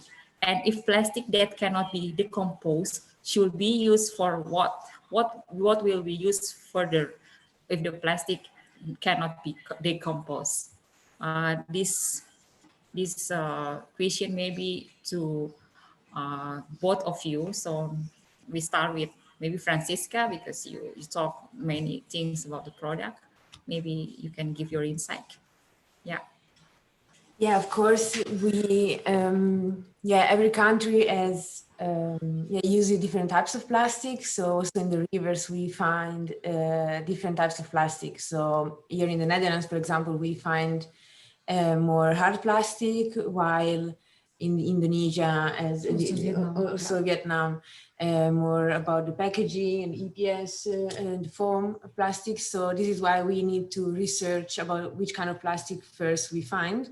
And then once we have more data and information about that, then we can actually explore technologies, because from the technologies I told you about, for example, with 3D printing process, you still have to use some virgin plastic in the production of the products, while, for example, with the extruder machines or the injection molding machine, you can use any kind of recycled plastic. But that's something that we actually have to further explore.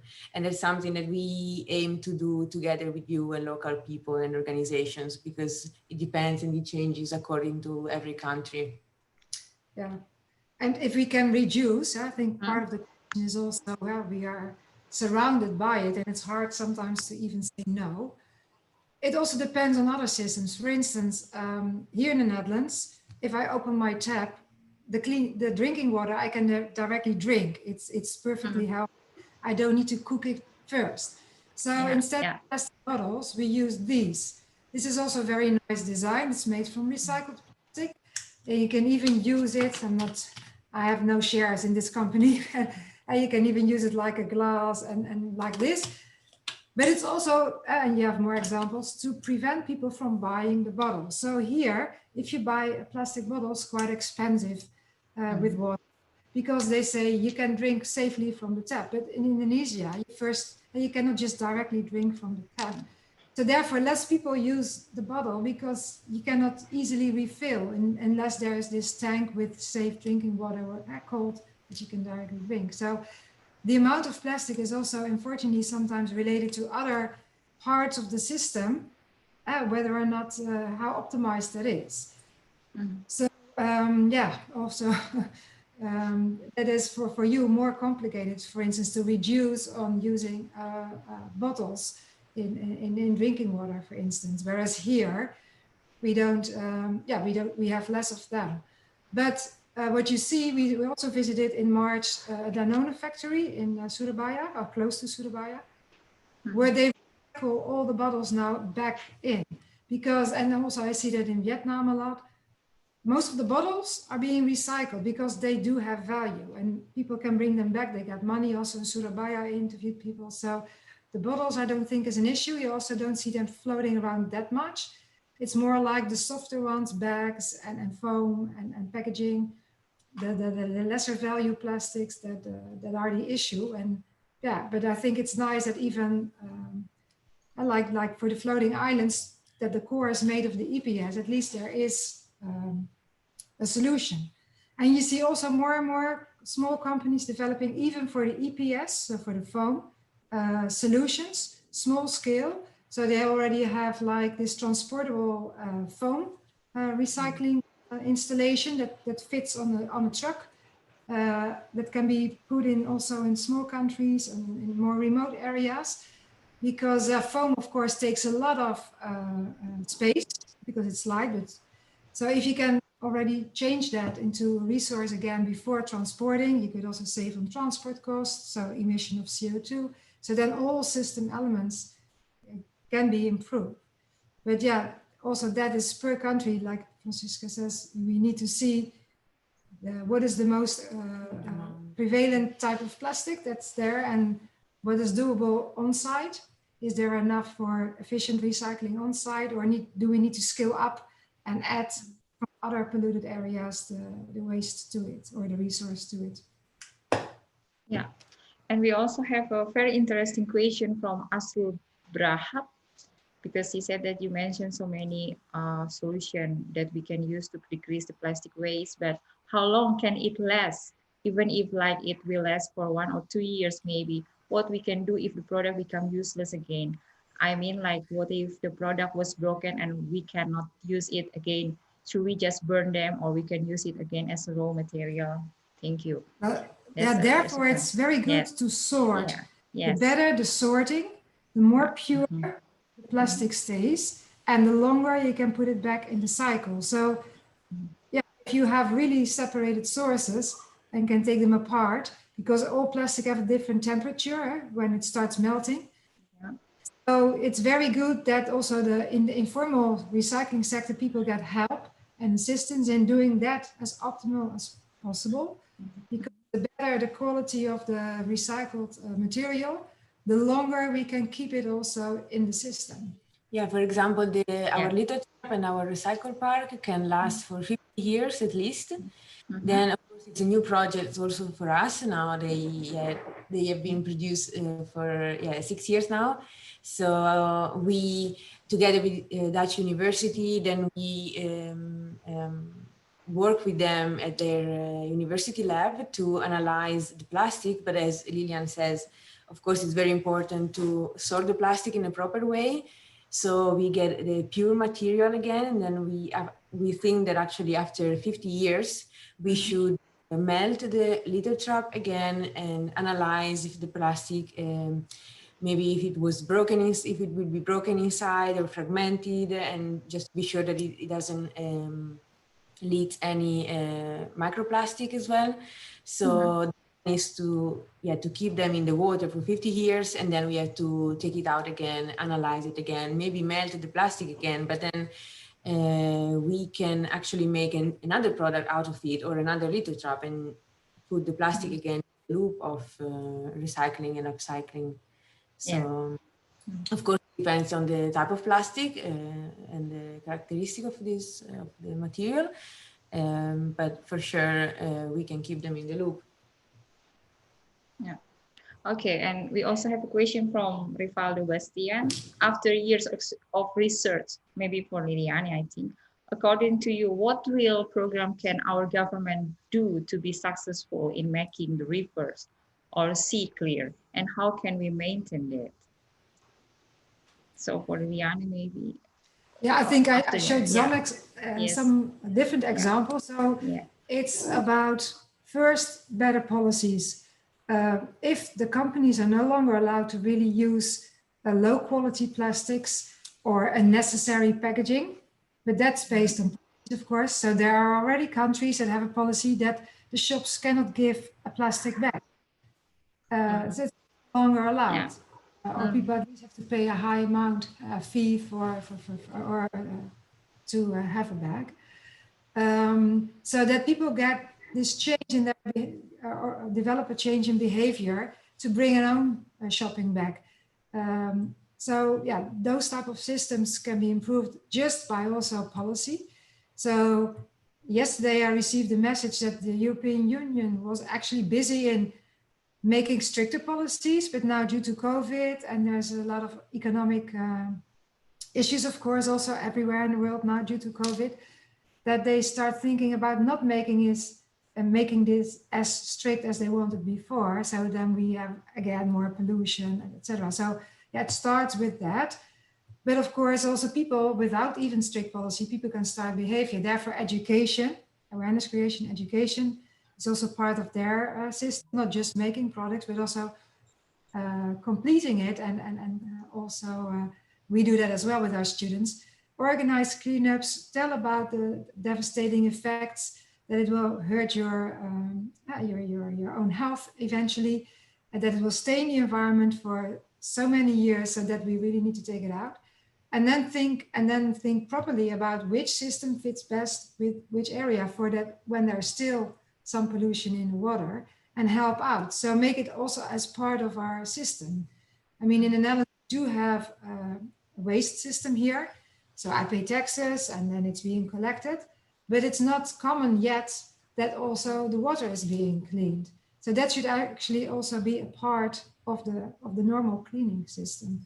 But of course, what's not there, you don't need to clean. So yeah, avoiding and preventing. So it's actually in all those steps also of the waste hierarchy that we should have action. And of course, yeah, the government should set a good example and support it with policies. But if they don't enforce the policy or they don't support local people, then yeah, it's just a policy and it's not having effect. So it's yeah, actually all steps of the waste hierarchy that should be enforced and also implemented. But you as student, as young person, can also set, of course, the perfect example for instance, start using these. We have most of our students also bring their bottle now instead of buying new bottles all the time. And so those type of small things could also make a difference. So yeah, we also have them with the university logo, so that's also good. And yeah. Yeah, thank you. And we received so many questions, either on YouTube or also on the Zoom chat, but we have probably 5 to 7 minutes for go through the question. So I would like to read the question from YouTube channel before I go back to the Zoom chat. The question from Christian, students from industrial engineering.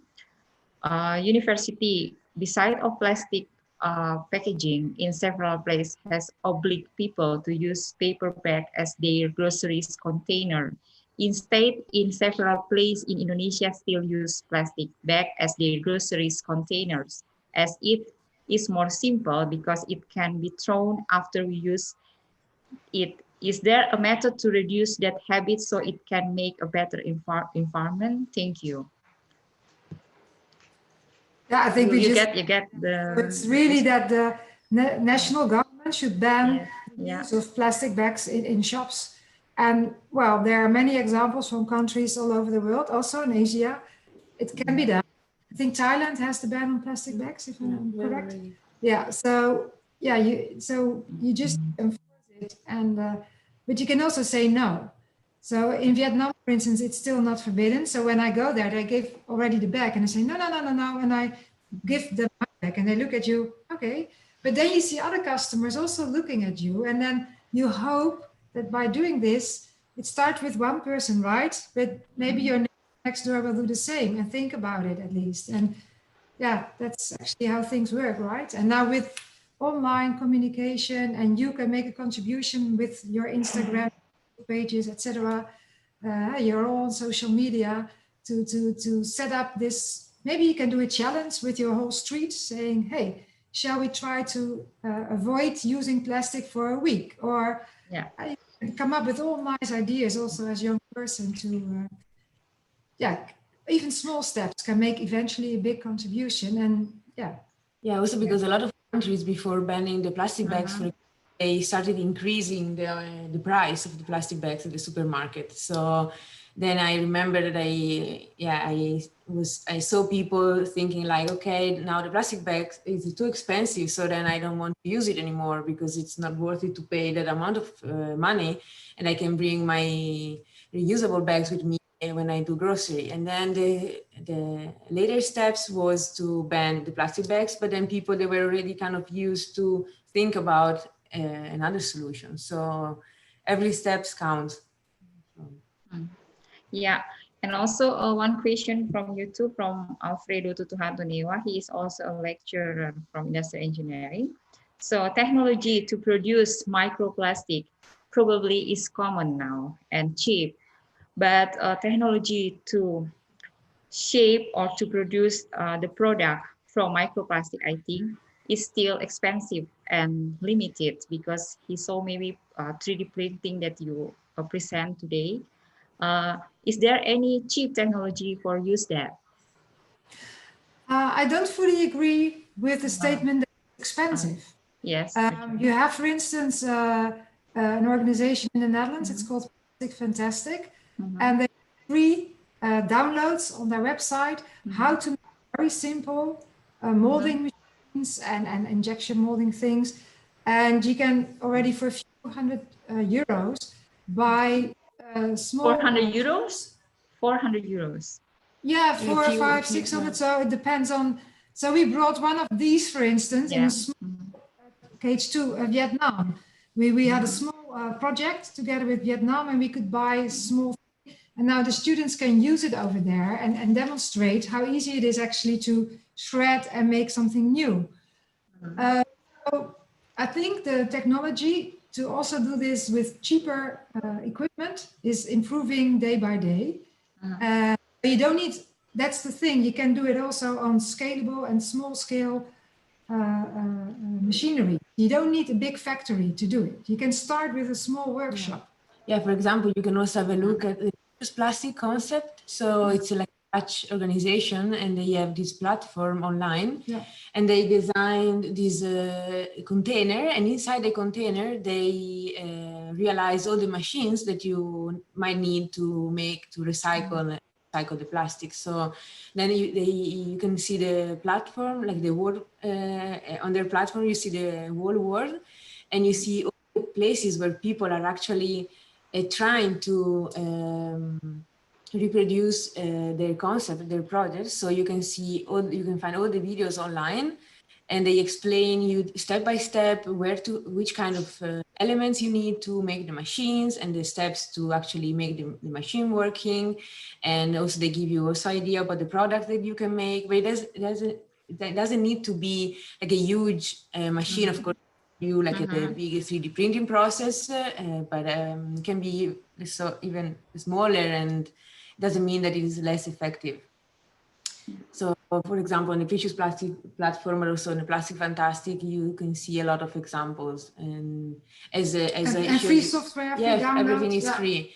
And actually, the student workshop I showed you in Surabaya, the Robriers workshop, they actually look at this website online, and they were following their advices, and this is how they started. Yeah.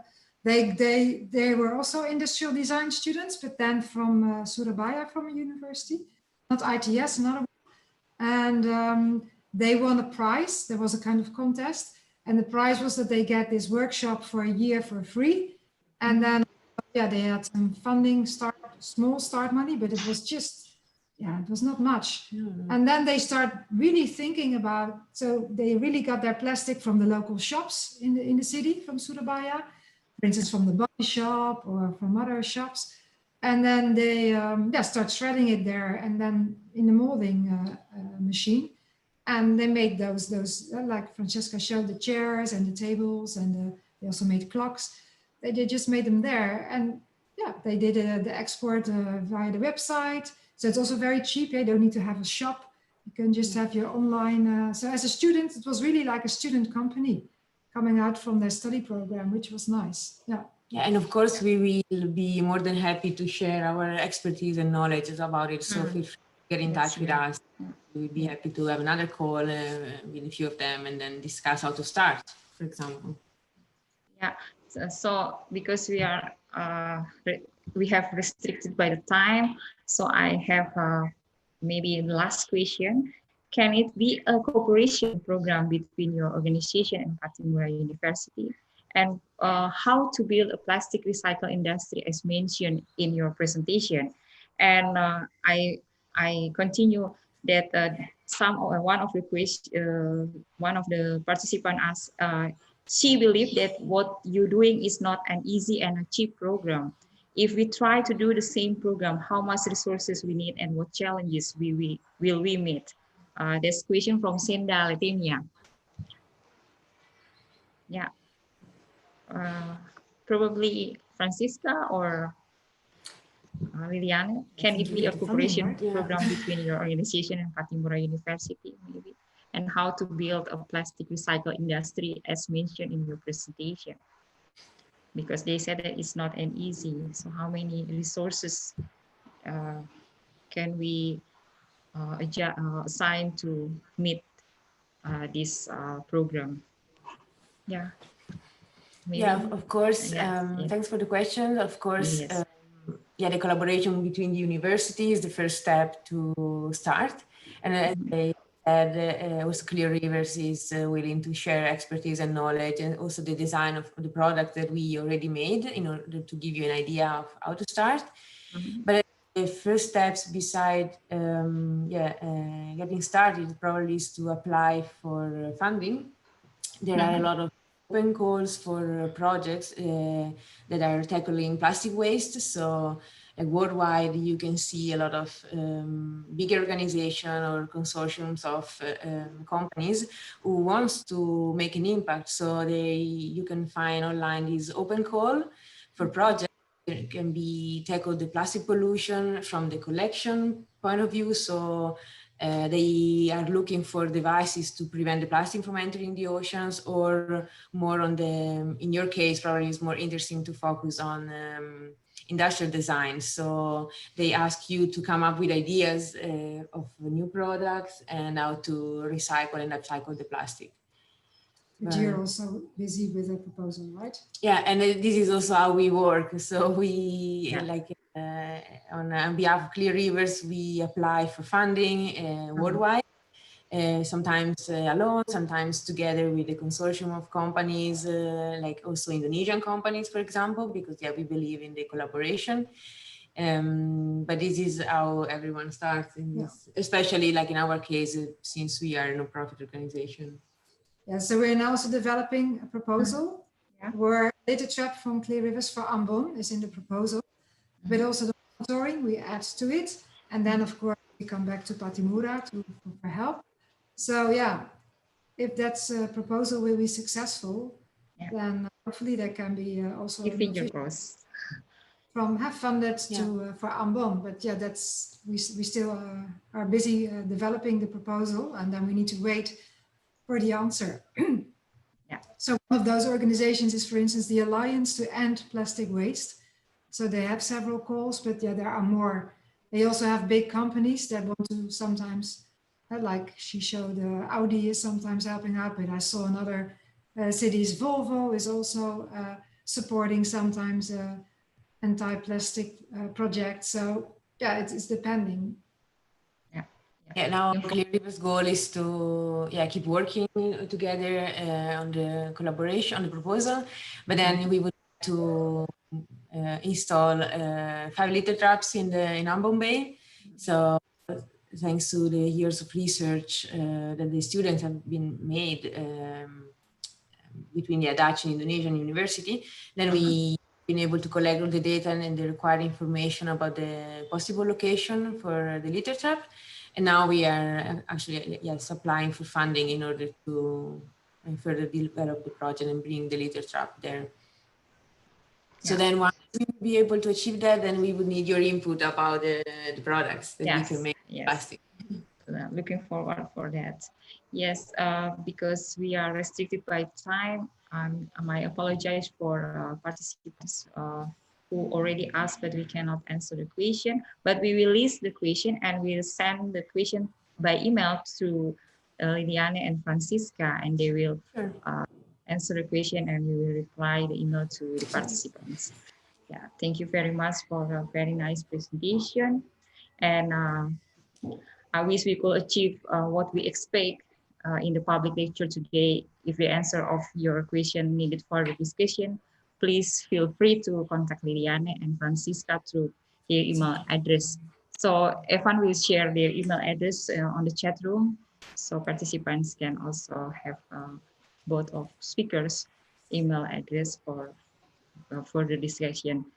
So because we have had a serious but fun presentation today, we need to melt the situation, which is called as icebreak session, where the students of industrial engineering study program will perform their performance. So I will start to show you the video of the performance of students of industrial engineering. Please check it out.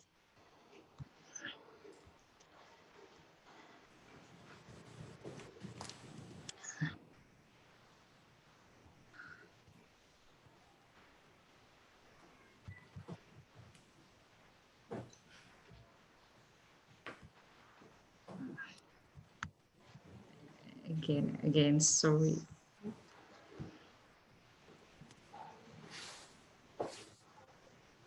It's working.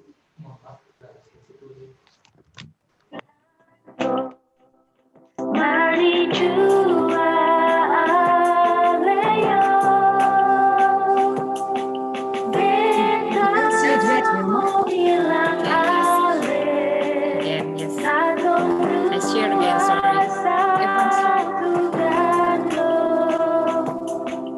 Sorry for something technical problem.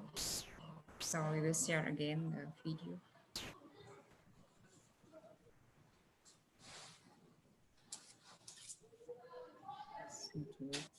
Sorry, yeah, sometimes it's a little bit.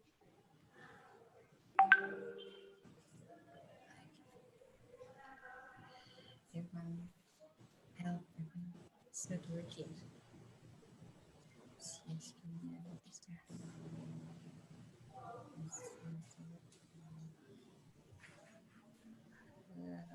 let me have a look first. Sorry for.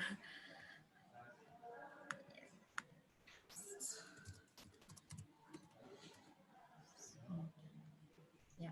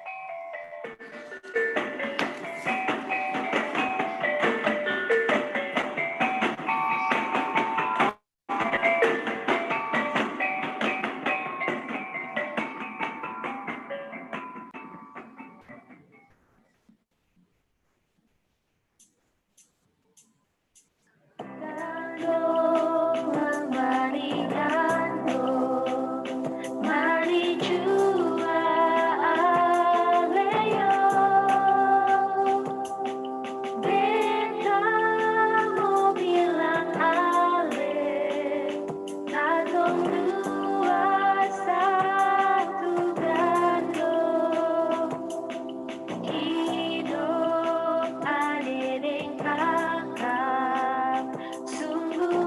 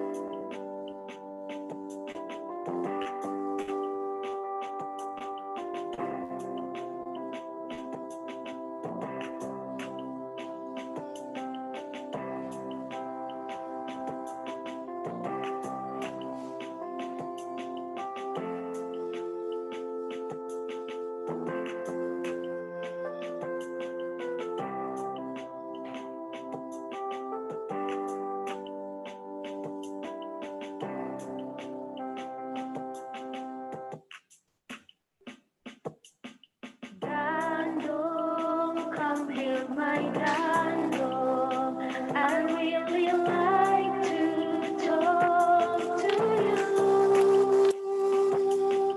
I just want to tell you that we both are really brothers, caring each other. It's a very, very sweet. Let's together share our feelings for my Dando. Oh, Dando. Oh, my Dando. Let's we share our feelings for my Dando. We are brothers, you and I are one Dando, one origin and one family. One origin and one family.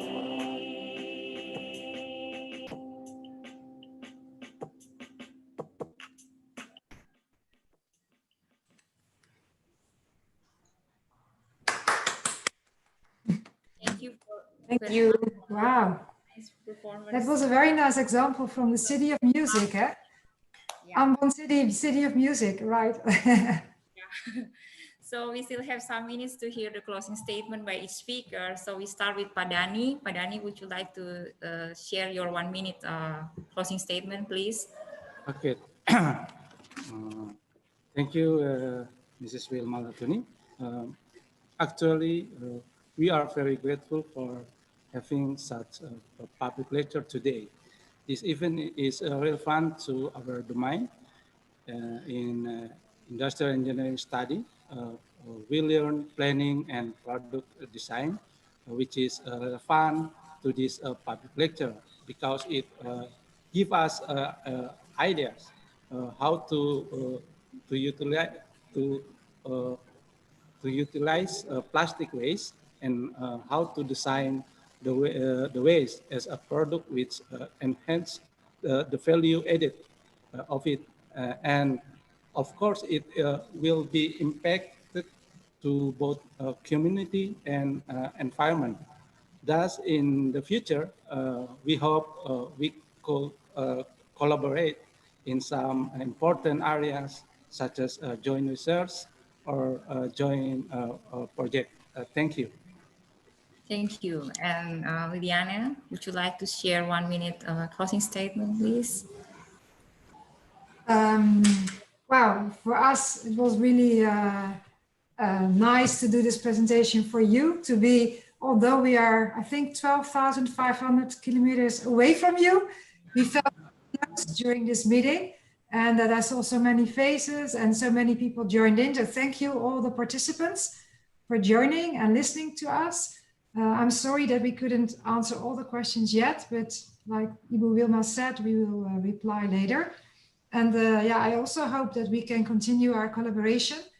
We can do more sessions with you, and fingers crossed also that there can be a circular plastic project on Ambon, and that you can all join in the project and learn from it and help and contribute to it. So thank you again for organizing, Ibu Wilma. And Yes, sir. Dani, thank you for inviting. And the pleasure was all, I think, mine and us. Yeah. Yeah, thank you very much for inviting and for organizing the webinar. And yeah, I totally agree with what Lilian just says, and I really hope we will be able to meet in person soon. Yes. So thank you very much for the closing statement. So speaker and participant, that's the end of discussion. To express our gratitude to the speakers, we'll present the certificate to speakers. So as you can see on the screen, the certificate will present to you as our gratitude. Yes, to Padani and to Liliana.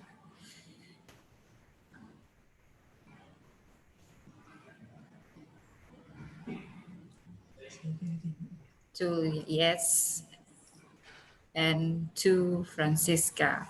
So we can give a big applause to all of the presentation today. And thank you very much again for all speakers. It's an honor for us to have you today. Hope we can continue our cooperation further with another activity such as joint research and joint community service that aim to save the planet from plastic waste. So I would like to give this floor back to Parido SMC for guiding the closing statement. Please, as closing session, please, Parido. Okay, thank you, Wilma, and also thank you to our speakers. So, ladies and gentlemen, now I would have you to please hold your position.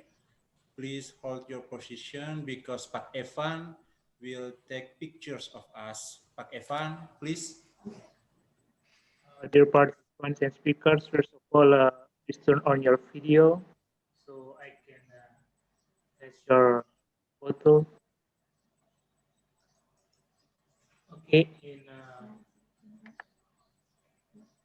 yeah, stay in your position. 1, 2, and 3. Okay. Once again,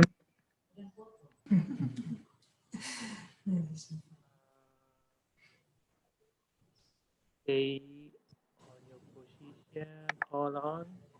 1, 2, and 3. You have to do like this. Like Oh, yeah. Zero waste. Okay, thank you, Pak Evan. And ladies and gentlemen, it is time to close today's webinar. Therefore, once again, I would like to invite the Dean of Engineering Faculty to deliver his closing speech. Therefore, to Bapak Dr. Insinyur Walter R. Hetaria, time is yours.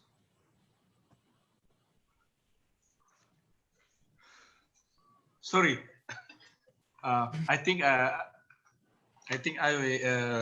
not asked to give the speech, but okay, there is something that I have to share my comments for the conference. First of all, I would like to say that your comments about utilizing the plastic waste in Ambon, as Mrs. Liliana and Ms. Francisca say, we will consider it in the future. It needs some future study concerning how to make the product, how to manage it, and where is the market, etc., etc. So it seems like in Ambon, it is quite different from the port of Rotterdam. When you saw the video of port of Rotterdam, it reminds me that I sometimes go to the place and see how clear the water there. And also when I compare with the plastic waste in Ambon Bay is totally different. So now what people are doing here is just to collect the waste, plastic waste. And we still do not manage further about how we can make it. Some people here, as I know, that there is some home industrial that chops the plastic material and then they sell it. But for the future application or future use of the such kind of material, I think we just still think about it.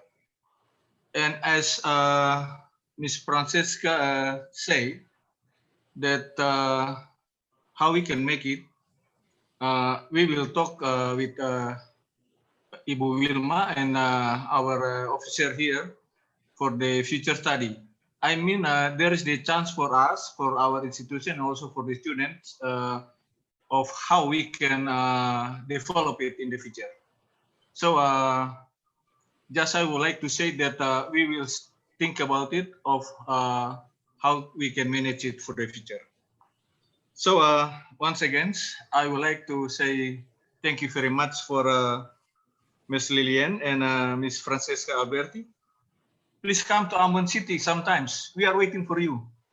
Not only in Surabaya. Surabaya is much just concerned by the government. But in Ambon, nobody care about the waste here, even the government, but only they pay small attention.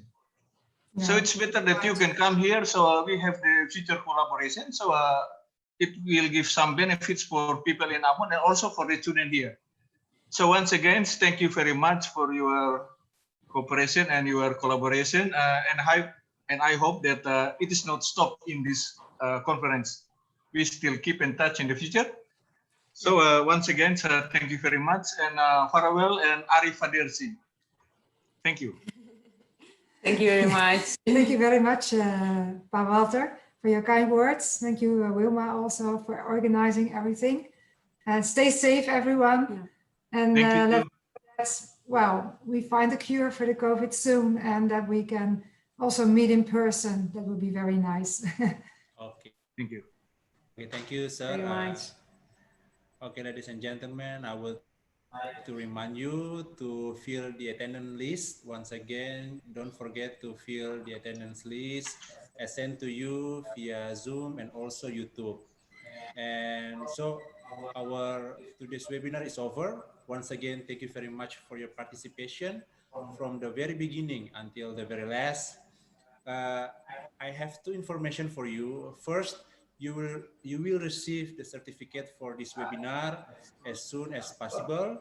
And the second one, the next webinar education fair 2020 will be held by Faculty of Economic and Business of Pattimura University on September 29. Once again, the next webinar education fair 2020 will be held on September 29. So don't miss it. Keep safe and keep healthy, ladies and gentlemen. Till we meet again. Goodbye. Bye-bye. Thank you very much, Francisca and Liana. See you Thank soon. you. Yeah, See see you you soon. soon. Bye. Bye. Bye. Bye. Bye. Yeah. Find Goodbye. Thank Thank you very you. much. Thank you. Bye Austin. bye. Yeah, thank you. Thank you. Bye. Thank you all. Thank you, Miss. Bye. Bye. Thank you for students. Thank you very Bye. much Thank you all for students. you. Yeah, everyone, thanks a lot. Bye. Bye.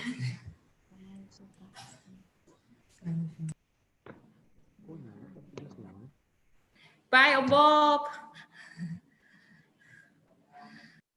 Dapat instruktifnya apa?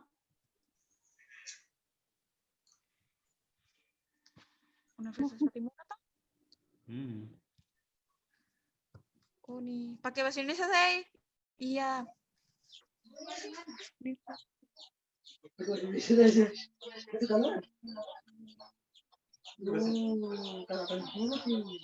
Cari.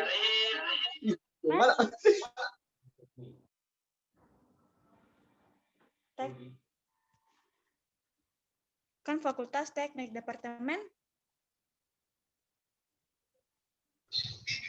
Bisa suara itu. Udah, departemen. Echa mute, Echa mute. Living.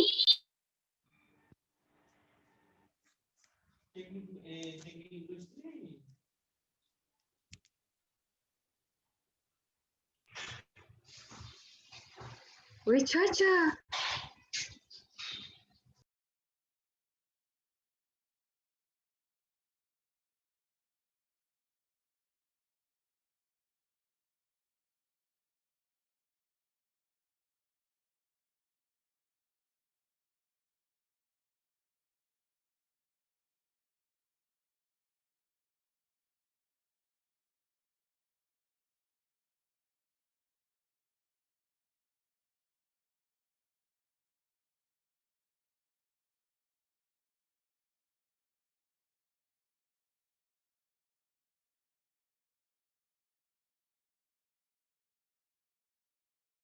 cepat sih penjaminan, cuk. Dibayangkan. Itu keluar pas